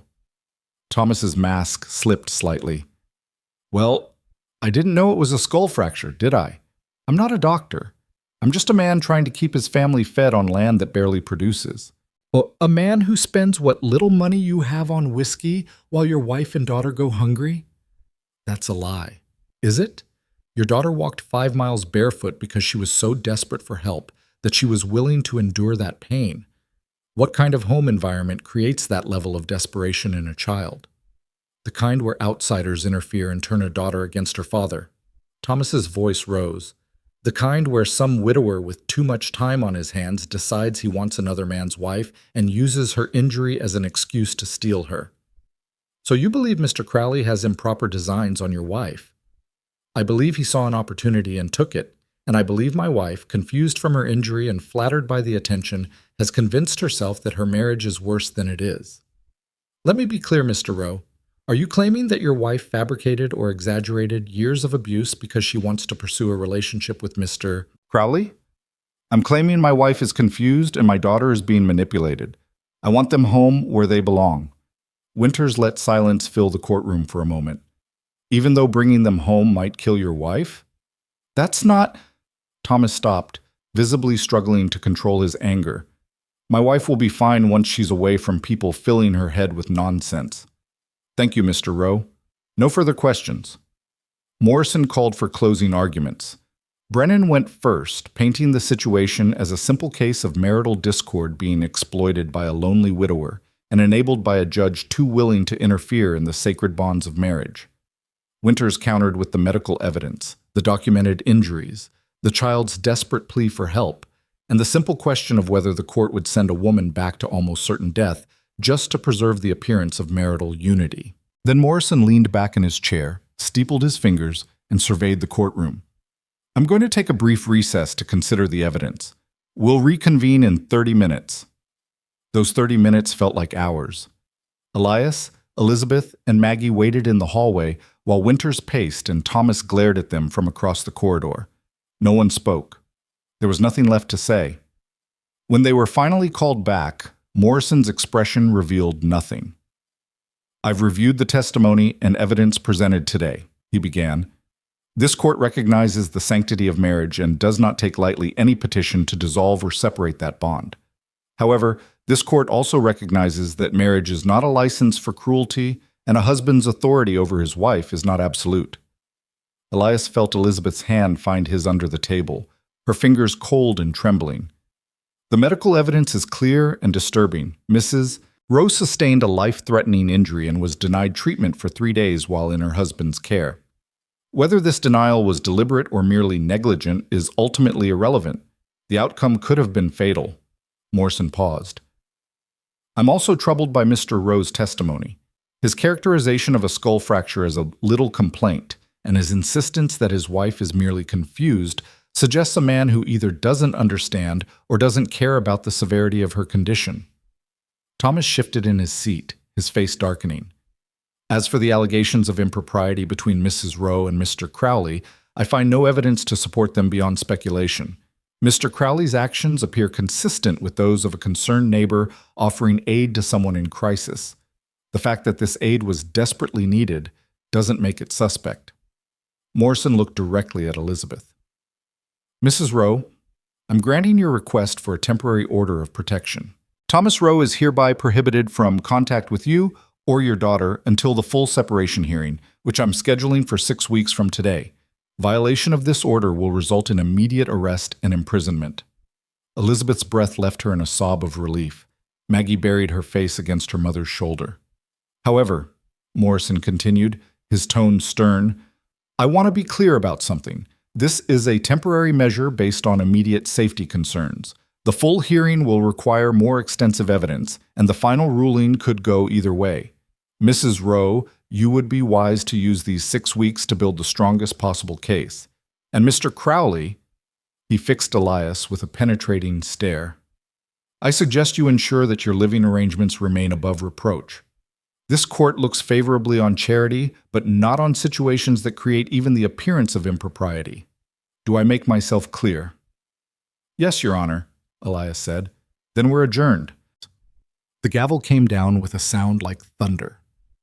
Outside the courthouse, the afternoon sun was blinding after the dim interior. Elizabeth stood on the steps, swaying slightly, and Elias steadied her with a hand on her elbow. We won, she whispered, as if she couldn't quite believe it. He can't come near us. We're safe. For 6 weeks, Winters cautioned, joining them. But that's 6 weeks to prepare, to gather more evidence, to build an unassailable case. This was just the first battle, not the war.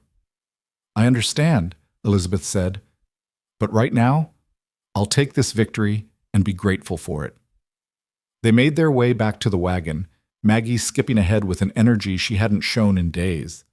As Elias helped Elizabeth up to the seat, she turned to him, her eyes bright with tears. Thank you, she said simply, for everything, for believing us, for standing with us, for giving us a chance when no one else would. You don't have to thank me, Elias said. Yes, I do. Yes, because what you've done, what you're still doing, it matters more than you know. The ride back to the ranch was quiet, but not heavy. The tension that had been building for days had broken, leaving behind a fragile peace. They had 6 weeks. 6 weeks to heal, to prepare, to build the life they'd been fighting for.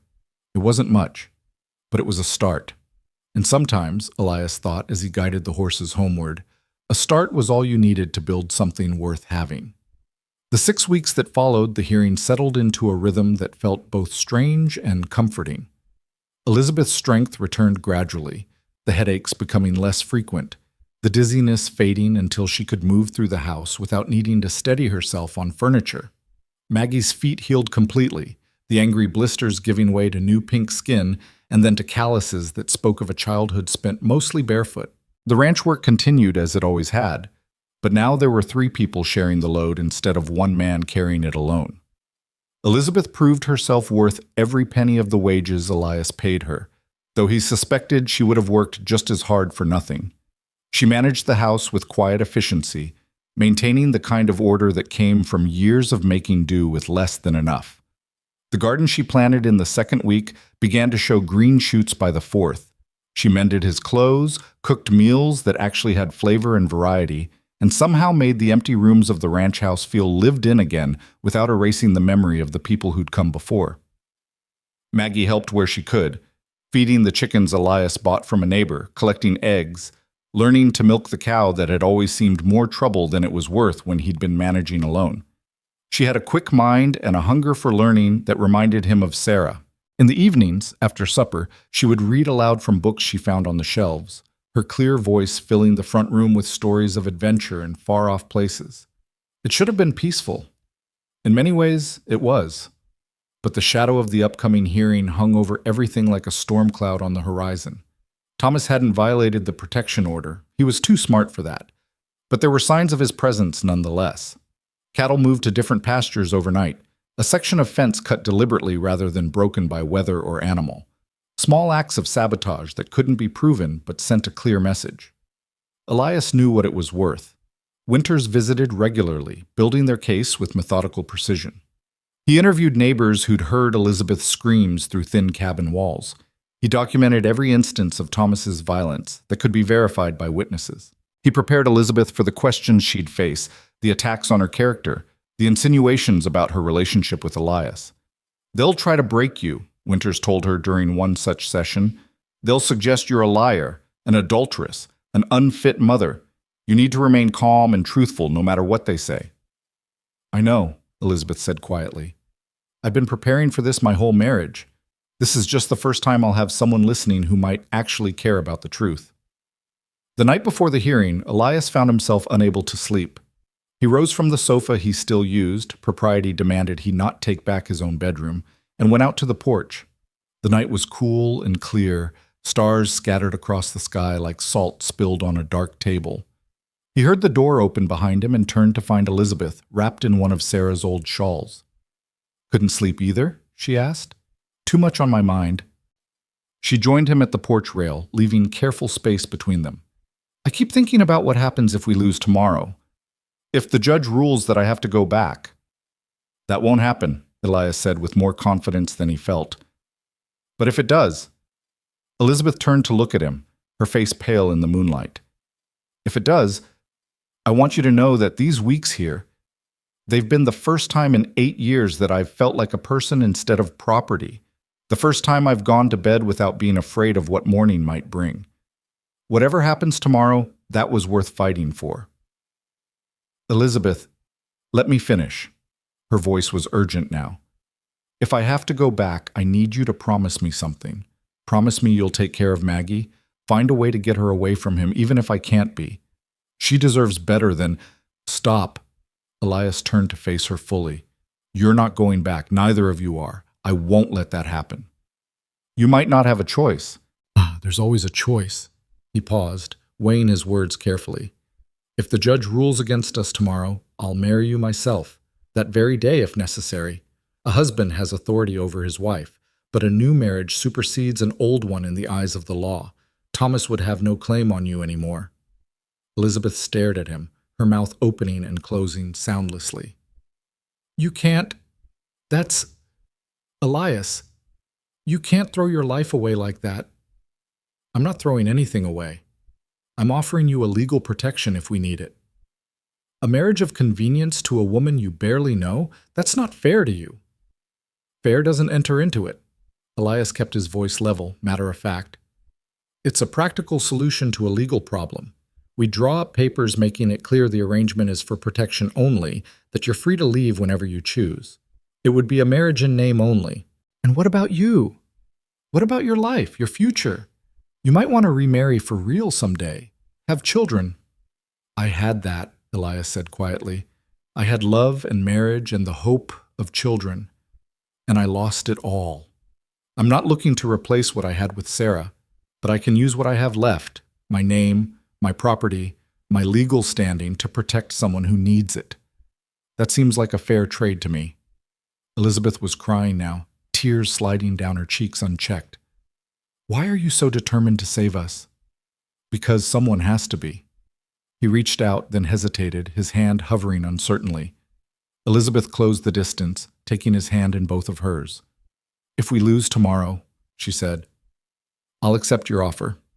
But Elias, if we win, if I get the separation, I want you to know that staying here, working for you, being part of this household, I'm not doing it out of obligation or gratitude. I'm doing it because for the first time in years, I can see a future that doesn't terrify me. They stood there in the darkness, hands clasped, drawing strength from each other for whatever the next day would bring. Finally, Elizabeth released his hand and stepped back. I should try to sleep. Tomorrow will be long. It will, Elias agreed, but we'll face it together. She smiled, fragile but genuine. Together. I'm still getting used to what that word means. The courtroom was more crowded for the full hearing than it had been for the temporary order. Word had spread through town about the case, and people came to watch the spectacle of a woman publicly challenging her husband's authority. Some faces were sympathetic. Others showed the kind of prurient curiosity that treats other people's pain as entertainment. Elias sat beside Elizabeth at the council table, Maggie between them. The girl wore a dress that Elizabeth had made from fabric Elias had bought in town. Simple calico, but clean and well-fitted. Elizabeth herself looked stronger than she had 6 weeks ago, her color improved, her movement steady. But Elias could see the tremor in her hands, the tension in her shoulders. Thomas entered with Brennan, and Elias felt Elizabeth flinch. Thomas looked worse than he had at the first hearing, unshaven, hollow-eyed, with the kind of barely controlled rage that radiated from him like heat from a forge. His eyes found Elizabeth and held, promising retribution in a look. Judge Morrison took his seat and surveyed the courtroom with the same mild expression he'd worn before. We're here for the full hearing on the petition for legal separation filed by Elizabeth Rowe against her husband, Thomas Rowe. Both parties have had adequate time to prepare their cases. Mr. Winters, you may proceed. What followed was 3 hours of testimony that laid bare the ugly truth of the Rowe marriage. Winters called witness after witness, building a case so comprehensive that even Brennan's skillful cross-examination couldn't shake it. A neighbor testified about hearing screams from the Rowe cabin late at night, about seeing Elizabeth with black eyes and split lips. A shopkeeper described Thomas's drinking, his violent temper, the way he'd berate Elizabeth in public. Doc Harrison returned to the stand, this time with detailed medical records documenting not just the recent head injury, but years of suspicious accidents, broken bones, burns, bruises in patterns consistent with being struck by a hand or fist. Through it all, Elizabeth sat with quiet dignity, her face pale but composed. When Winters called her to testify, she recounted her marriage with unflinching honesty, detailing abuse that made several people in the gallery gasp or turn away. Brennan tried to break her on cross-examination, suggesting she was lying, exaggerating, motivated by adultery or greed or simple vindictiveness. Elizabeth met every accusation with calm truth. I'm not here because I hate my husband, she said at one point. I'm here because I want to live. And I want my daughter to grow up knowing that a woman's life has value beyond what service she can provide to a man. Then Maggie took the stand. Morrison had initially been reluctant to allow a child to testify, but Winters argued that Maggie was the only witness to much of what had occurred in the Rowe household. The judge agreed with the caveat that he would stop the testimony if it became too distressing.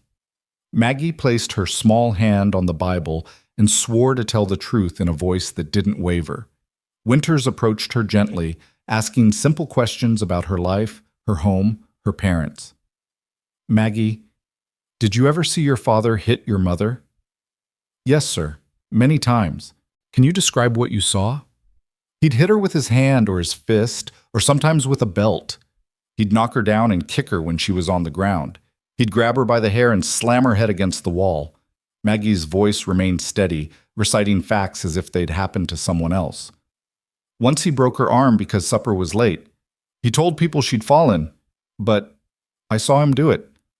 Were you afraid of your father? Yes, sir. Did he ever hurt you? Maggie hesitated, and for the first time her composure cracked slightly.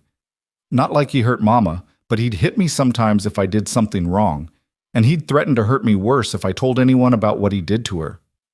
Is that why you didn't tell anyone? Why you didn't ask for help sooner? I tried, Maggie said, her voice small now. I asked Mr. Paulson at the feed store. I asked Mrs. Henderson after church. But they said it wasn't their business, that every family has troubles. So I stopped asking until Mama got so sick I thought she was going to die. Then I didn't care anymore if people would help or not. I had to try. Why did you walk to Mr. Crowley's ranch specifically?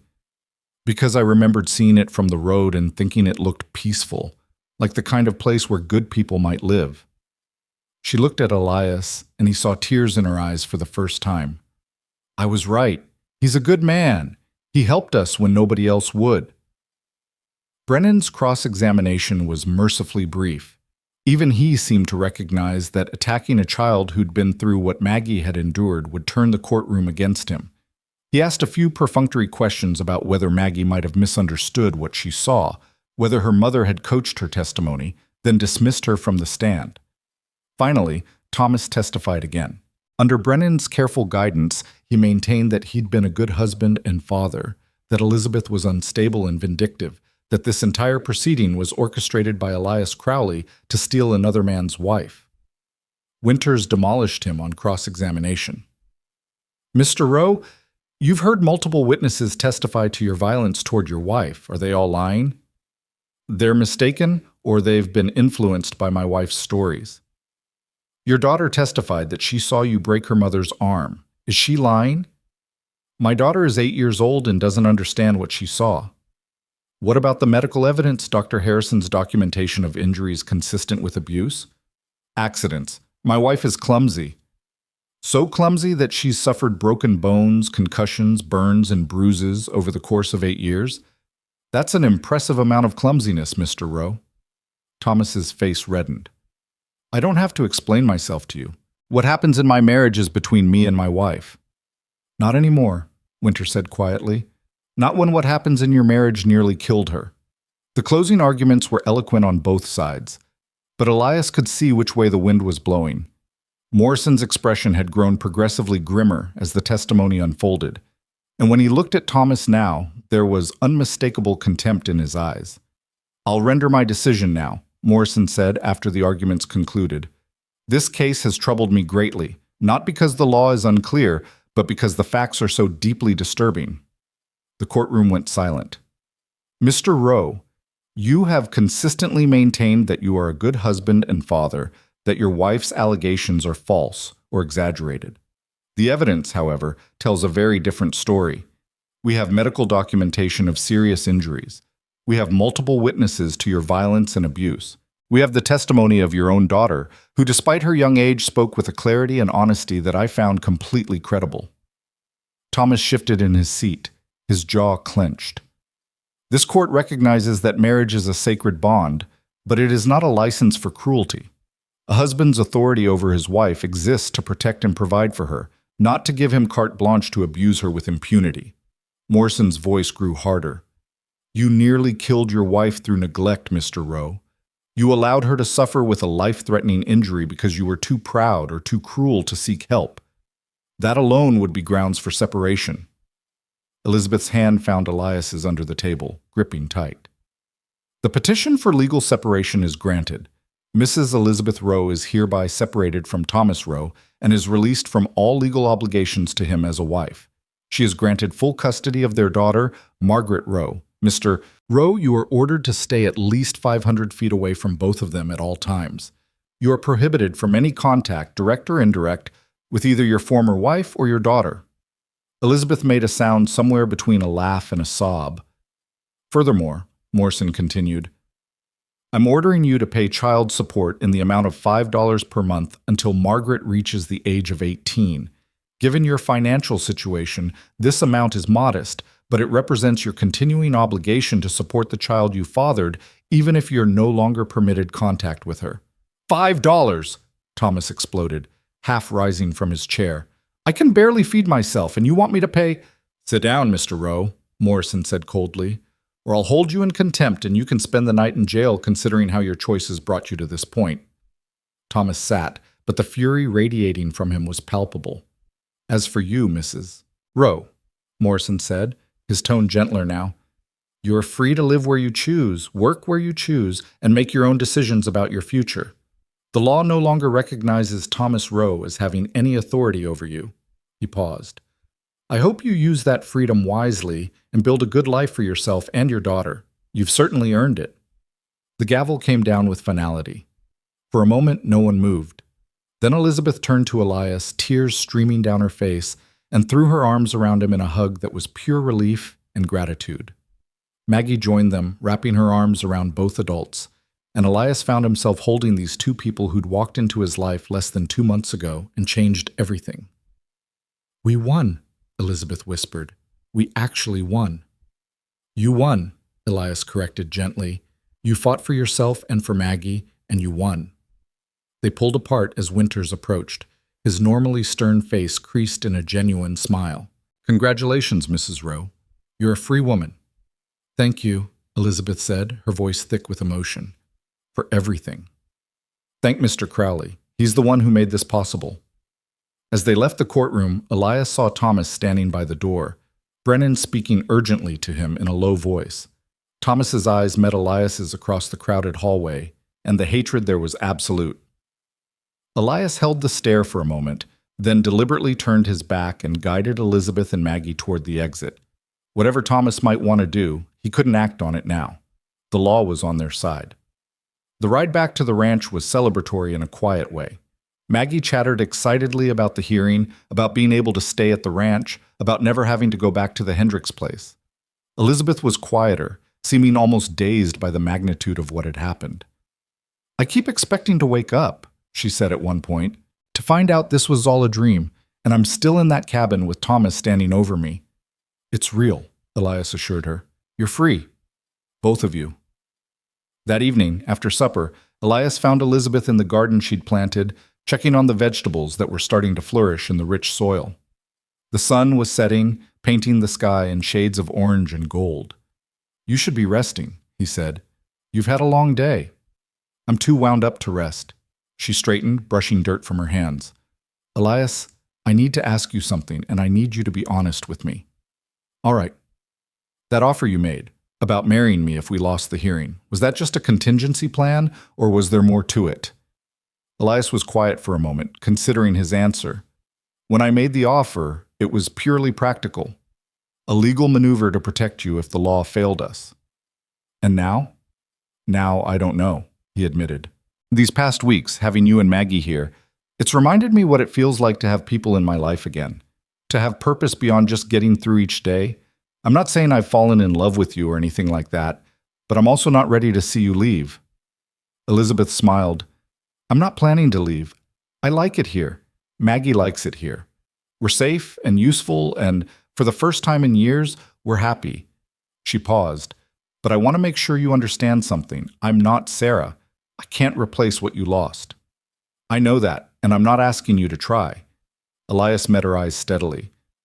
"What I'm asking is if you'd be willing to stay on as you have been, as my employee, my friend, someone who shares my home and my life, without expectations beyond that. Maybe someday it could become something more, or maybe it won't. Either way is fine with me. So we just keep going as we are? If that suits you." Elizabeth looked out over the garden, at the ranch spreading away toward the horizon, at the house where lights glowed warm in the gathering dusk. "It suits me just fine," she said softly. "For now, this is exactly where I want to be." The months that followed brought their own rhythm. Elizabeth managed the household with growing confidence, making changes and improvements that transformed the ranch from a bachelor's lonely outpost to a real home. Maggie thrived under the stability and safety, growing taller and stronger, her natural brightness emerging now that fear no longer overshadowed everything else. She started attending the local school, where her quick mind and eager questions made her a favorite of the teacher despite the whispered gossip about her mother's situation. The gossip bothered Maggie more than it bothered Elizabeth. One evening, she came home close to tears because some of the older girls had called her mother a name she didn't fully understand but knew was meant to be cruel. Elizabeth held her daughter close. "Let them talk, sweetheart. We know the truth. That's what matters." "But it's not fair," Maggie protested. "You didn't do anything wrong." "I know. But fairness isn't about what people say. It's about what we do, how we treat each other, who we choose to be when no one's watching." Elizabeth smoothed Maggie's hair. "Those girls don't know me. They don't know what I've survived or why I made the choices I did. Their opinions don't change who I am." "I wish they could meet Papa," Maggie said darkly. "Then they'd understand." "Maybe. Or maybe they'd find a way to blame me anyway. People believe what they want to believe. Elizabeth tilted her daughter's face up. But here's what I want you to remember. You are not responsible for other people's judgments. You're only responsible for your own actions and your own truth. Can you live with that? Maggie nodded slowly. I think so. Good. Because that's the only way forward, holding your head high and knowing your worth regardless of what anyone else says. The child support payments from Thomas came irregularly and often short of the court-ordered amount. Winters advised taking him back to court for contempt, but Elizabeth declined. I don't want his money, she told Elias. I don't want anything from him except to be left alone. The judge ordered him to pay. I know. But enforcing it means more court appearances, more contact, more chances for him to find ways to hurt us. I'd rather just let it go and move on with our lives. Elias understood, even if he didn't entirely agree. Some battles weren't worth fighting, especially when victory might cost more than it was worth. They heard through town gossip that Thomas had left the Hendricks place, moved somewhere north, possibly Montana or Wyoming. No one seemed certain, and no one much cared. He'd burned too many bridges, owed too many debts, made too many enemies with his temper and his drinking. His departure was viewed as good riddance by most. Elizabeth received the news with quiet relief. I'm glad he's gone, she said. I hope wherever he is, he finds some peace, but I'm glad it's nowhere near us.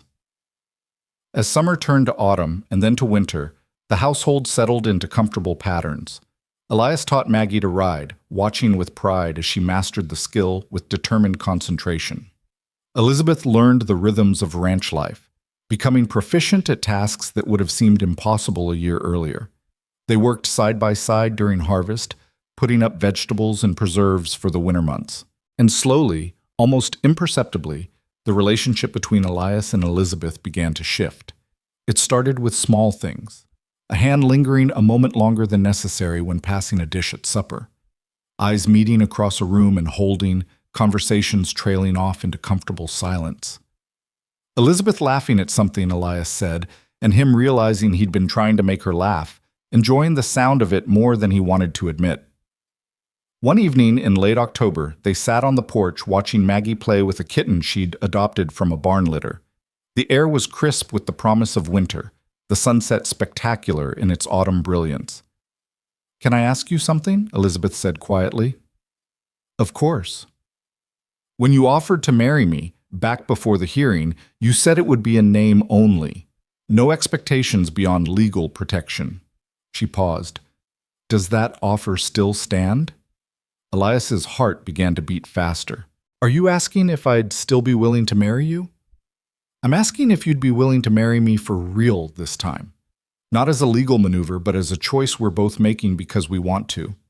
He turned to look at her, searching her face for any sign of obligation or gratitude masquerading as something else. What he saw instead was quiet certainty, a woman who knew her own mind and had made her decision with eyes wide open. I love you, Elizabeth said simply. Not because you saved me, though you did. Not because you gave me a home, though you did that too. I love you because you're kind and patient and good, because you make me laugh, and you listen when I talk, and you treat Maggie like she matters, because when I imagine my future, I can't imagine it without you in it. Elizabeth, his voice caught. I know I'm not Sarah, she continued. I know I can never replace what you lost or be the wife she was, but I can be myself, and I can love you as myself if you'll let me. Elias reached for her hand, threading his fingers through hers. I love you too, he said, the words feeling both strange and right in his mouth. I didn't plan to, didn't expect to, but somewhere along the way you stopped being the woman I was helping and became the woman I couldn't imagine my life without. Elizabeth's eyes filled with tears. So, is that a yes? That's a yes. They were married in a quiet ceremony at the church 3 weeks later. Doc Harrison stood as Elias's witness, and the school teacher stood for Elizabeth. Maggie served as flower girl, walking down the aisle with such solemn importance that several people smiled despite themselves. The town's reaction was mixed. Some people were genuinely happy for them, seeing the marriage as the logical conclusion to a story of rescue and redemption. Others disapproved, citing propriety and the unseemly haste of Elizabeth's transition from one husband to another. The gossip ran hot for a few weeks, then faded as other scandals took its place. Elizabeth and Elias didn't care.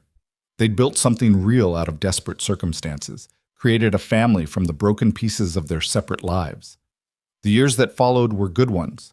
The ranch prospered under their joint management, Elizabeth's practical skills complementing Elias's knowledge of the land and livestock. Maggie grew into a bright, confident young woman, eventually becoming a teacher herself in the same schoolhouse where she'd once been the subject of unkind whispers. Elizabeth never forgot what it felt like to be trapped, to be helpless, to walk on eggshells in her own home. She became known in town as someone who would help women in difficult situations, offering quiet support and practical assistance to those who needed it. More than one frightened wife or desperate mother found their way to the Crowley Ranch seeking advice or temporary shelter, and none of them were turned away. "You're going to get a reputation," Elias teased her once, after she'd taken in a young woman fleeing a violent husband. "I already have a reputation," Elizabeth replied serenely. "Might as well earn it honestly." Elias and Elizabeth eventually had children of their own, a boy first, then twin girls who kept the household in cheerful chaos. Maggie adored her younger siblings, stepping easily into the role of protective older sister. Sometimes, late at night when the house was quiet and the children were asleep, Elias would lie beside his wife and marvel at the improbable path that had led them here. A barefoot child walking across burning ground, a desperate plea for help, a choice to get involved when every instinct and social convention said to look away. Such small things, such enormous consequences. "What are you thinking about?" Elizabeth asked one such night, her head resting on his shoulder. "About Maggie walking to the ranch that day, about how close we all came to a very different outcome." Elizabeth was quiet for a moment. "Do you ever regret it? Taking us in, getting involved in all that mess?" "Never," Elias said without hesitation. "Not once." "Even with all the gossip, all the trouble, all the ways it complicated your life?" "Especially because of that." He pulled her closer. "My life before you was simple and lonely and empty. You and Maggie filled it with purpose and noise and love. That's not a complication, that's a gift." Elizabeth kissed him softly. "I used to think happiness was something other people got to have, that survival was the best I could hope for. You taught me I was wrong." "You taught me something too," Elias said, "that it's possible to start over, that broken things can be mended. That family isn't just about blood. It's about choice, about showing up for each other when it matters. We've built something good here, haven't we?" "We have," Elias agreed. "Something worth fighting for." 20 years after that day when Maggie had appeared on his horizon like a mirage made real, Elias stood in the same spot where he'd first seen her, watching his children play in the yard while Elizabeth hung laundry on the line. Maggie was visiting with her husband and infant son, the 3 generations of the family gathered for Sunday supper. The ranch had grown over the years. More cattle, better pastures, a house expanded to accommodate a growing family. But the heart of it remained the same. A place where people who'd been broken could heal, where courage was valued more than convention, where asking for help wasn't weakness but wisdom. Maggie joined him, her son balanced on her hip. "Penny for your thoughts?" "Just remembering the day you walked up to this house on feet that must have hurt more than I can imagine." "I still have scars," Maggie said, wiggling her toes in the grass. "But I earned them doing something that mattered. That makes them easier to bear." "You were so brave," Elias said. "Braver than anyone should have to be at 8 years old." "I was desperate," Maggie corrected, "but I was also lucky. Lucky that you were the kind of man who answered when someone knocked. Lucky that you cared enough to get involved even when it would have been easier to look away." "I'm the lucky one," Elias said. "You and your mother gave me a reason to start living again instead of just existing." Maggie leaned against his shoulder, her baby cooing contentedly. "Do you think Mama's happy? Really, truly happy?" Elias looked across the yard to where Elizabeth was laughing at something one of the twins had said, her face alight with genuine joy. "I think she is." "Why do you ask?" "Because I want to remember this, all of this, so that when I'm old and my son asks me about my childhood, I can tell him about the day everything changed, about walking across hot ground because I refused to give up, about the man who helped us when no one else would, about how sometimes the bravest thing you can do is ask for what you need, and sometimes the best thing you can do is say yes when someone asks. "That's a good story," Elias said softly. "It's our story," Maggie replied, "and I'm grateful every day for how it turned out." As the sun began to set, painting the Texas sky in shades of gold and crimson, the family gathered on the porch for supper. There was laughter and conversation, the comfortable chaos of people who loved each other, who'd chosen each other as much as circumstance had thrown them together. Elizabeth caught Elias's eye across the table and smiled, and in that smile was everything they'd built together. Not perfect, life never was, but good and real, and worth every moment of struggle it had taken to get here. Later, after everyone had gone to bed and the house was quiet, Elias stood at the window looking out at the land he'd worked for 40 years. Behind him, Elizabeth slept peacefully, no longer tormented by nightmares of a man who'd tried to break her, but failed.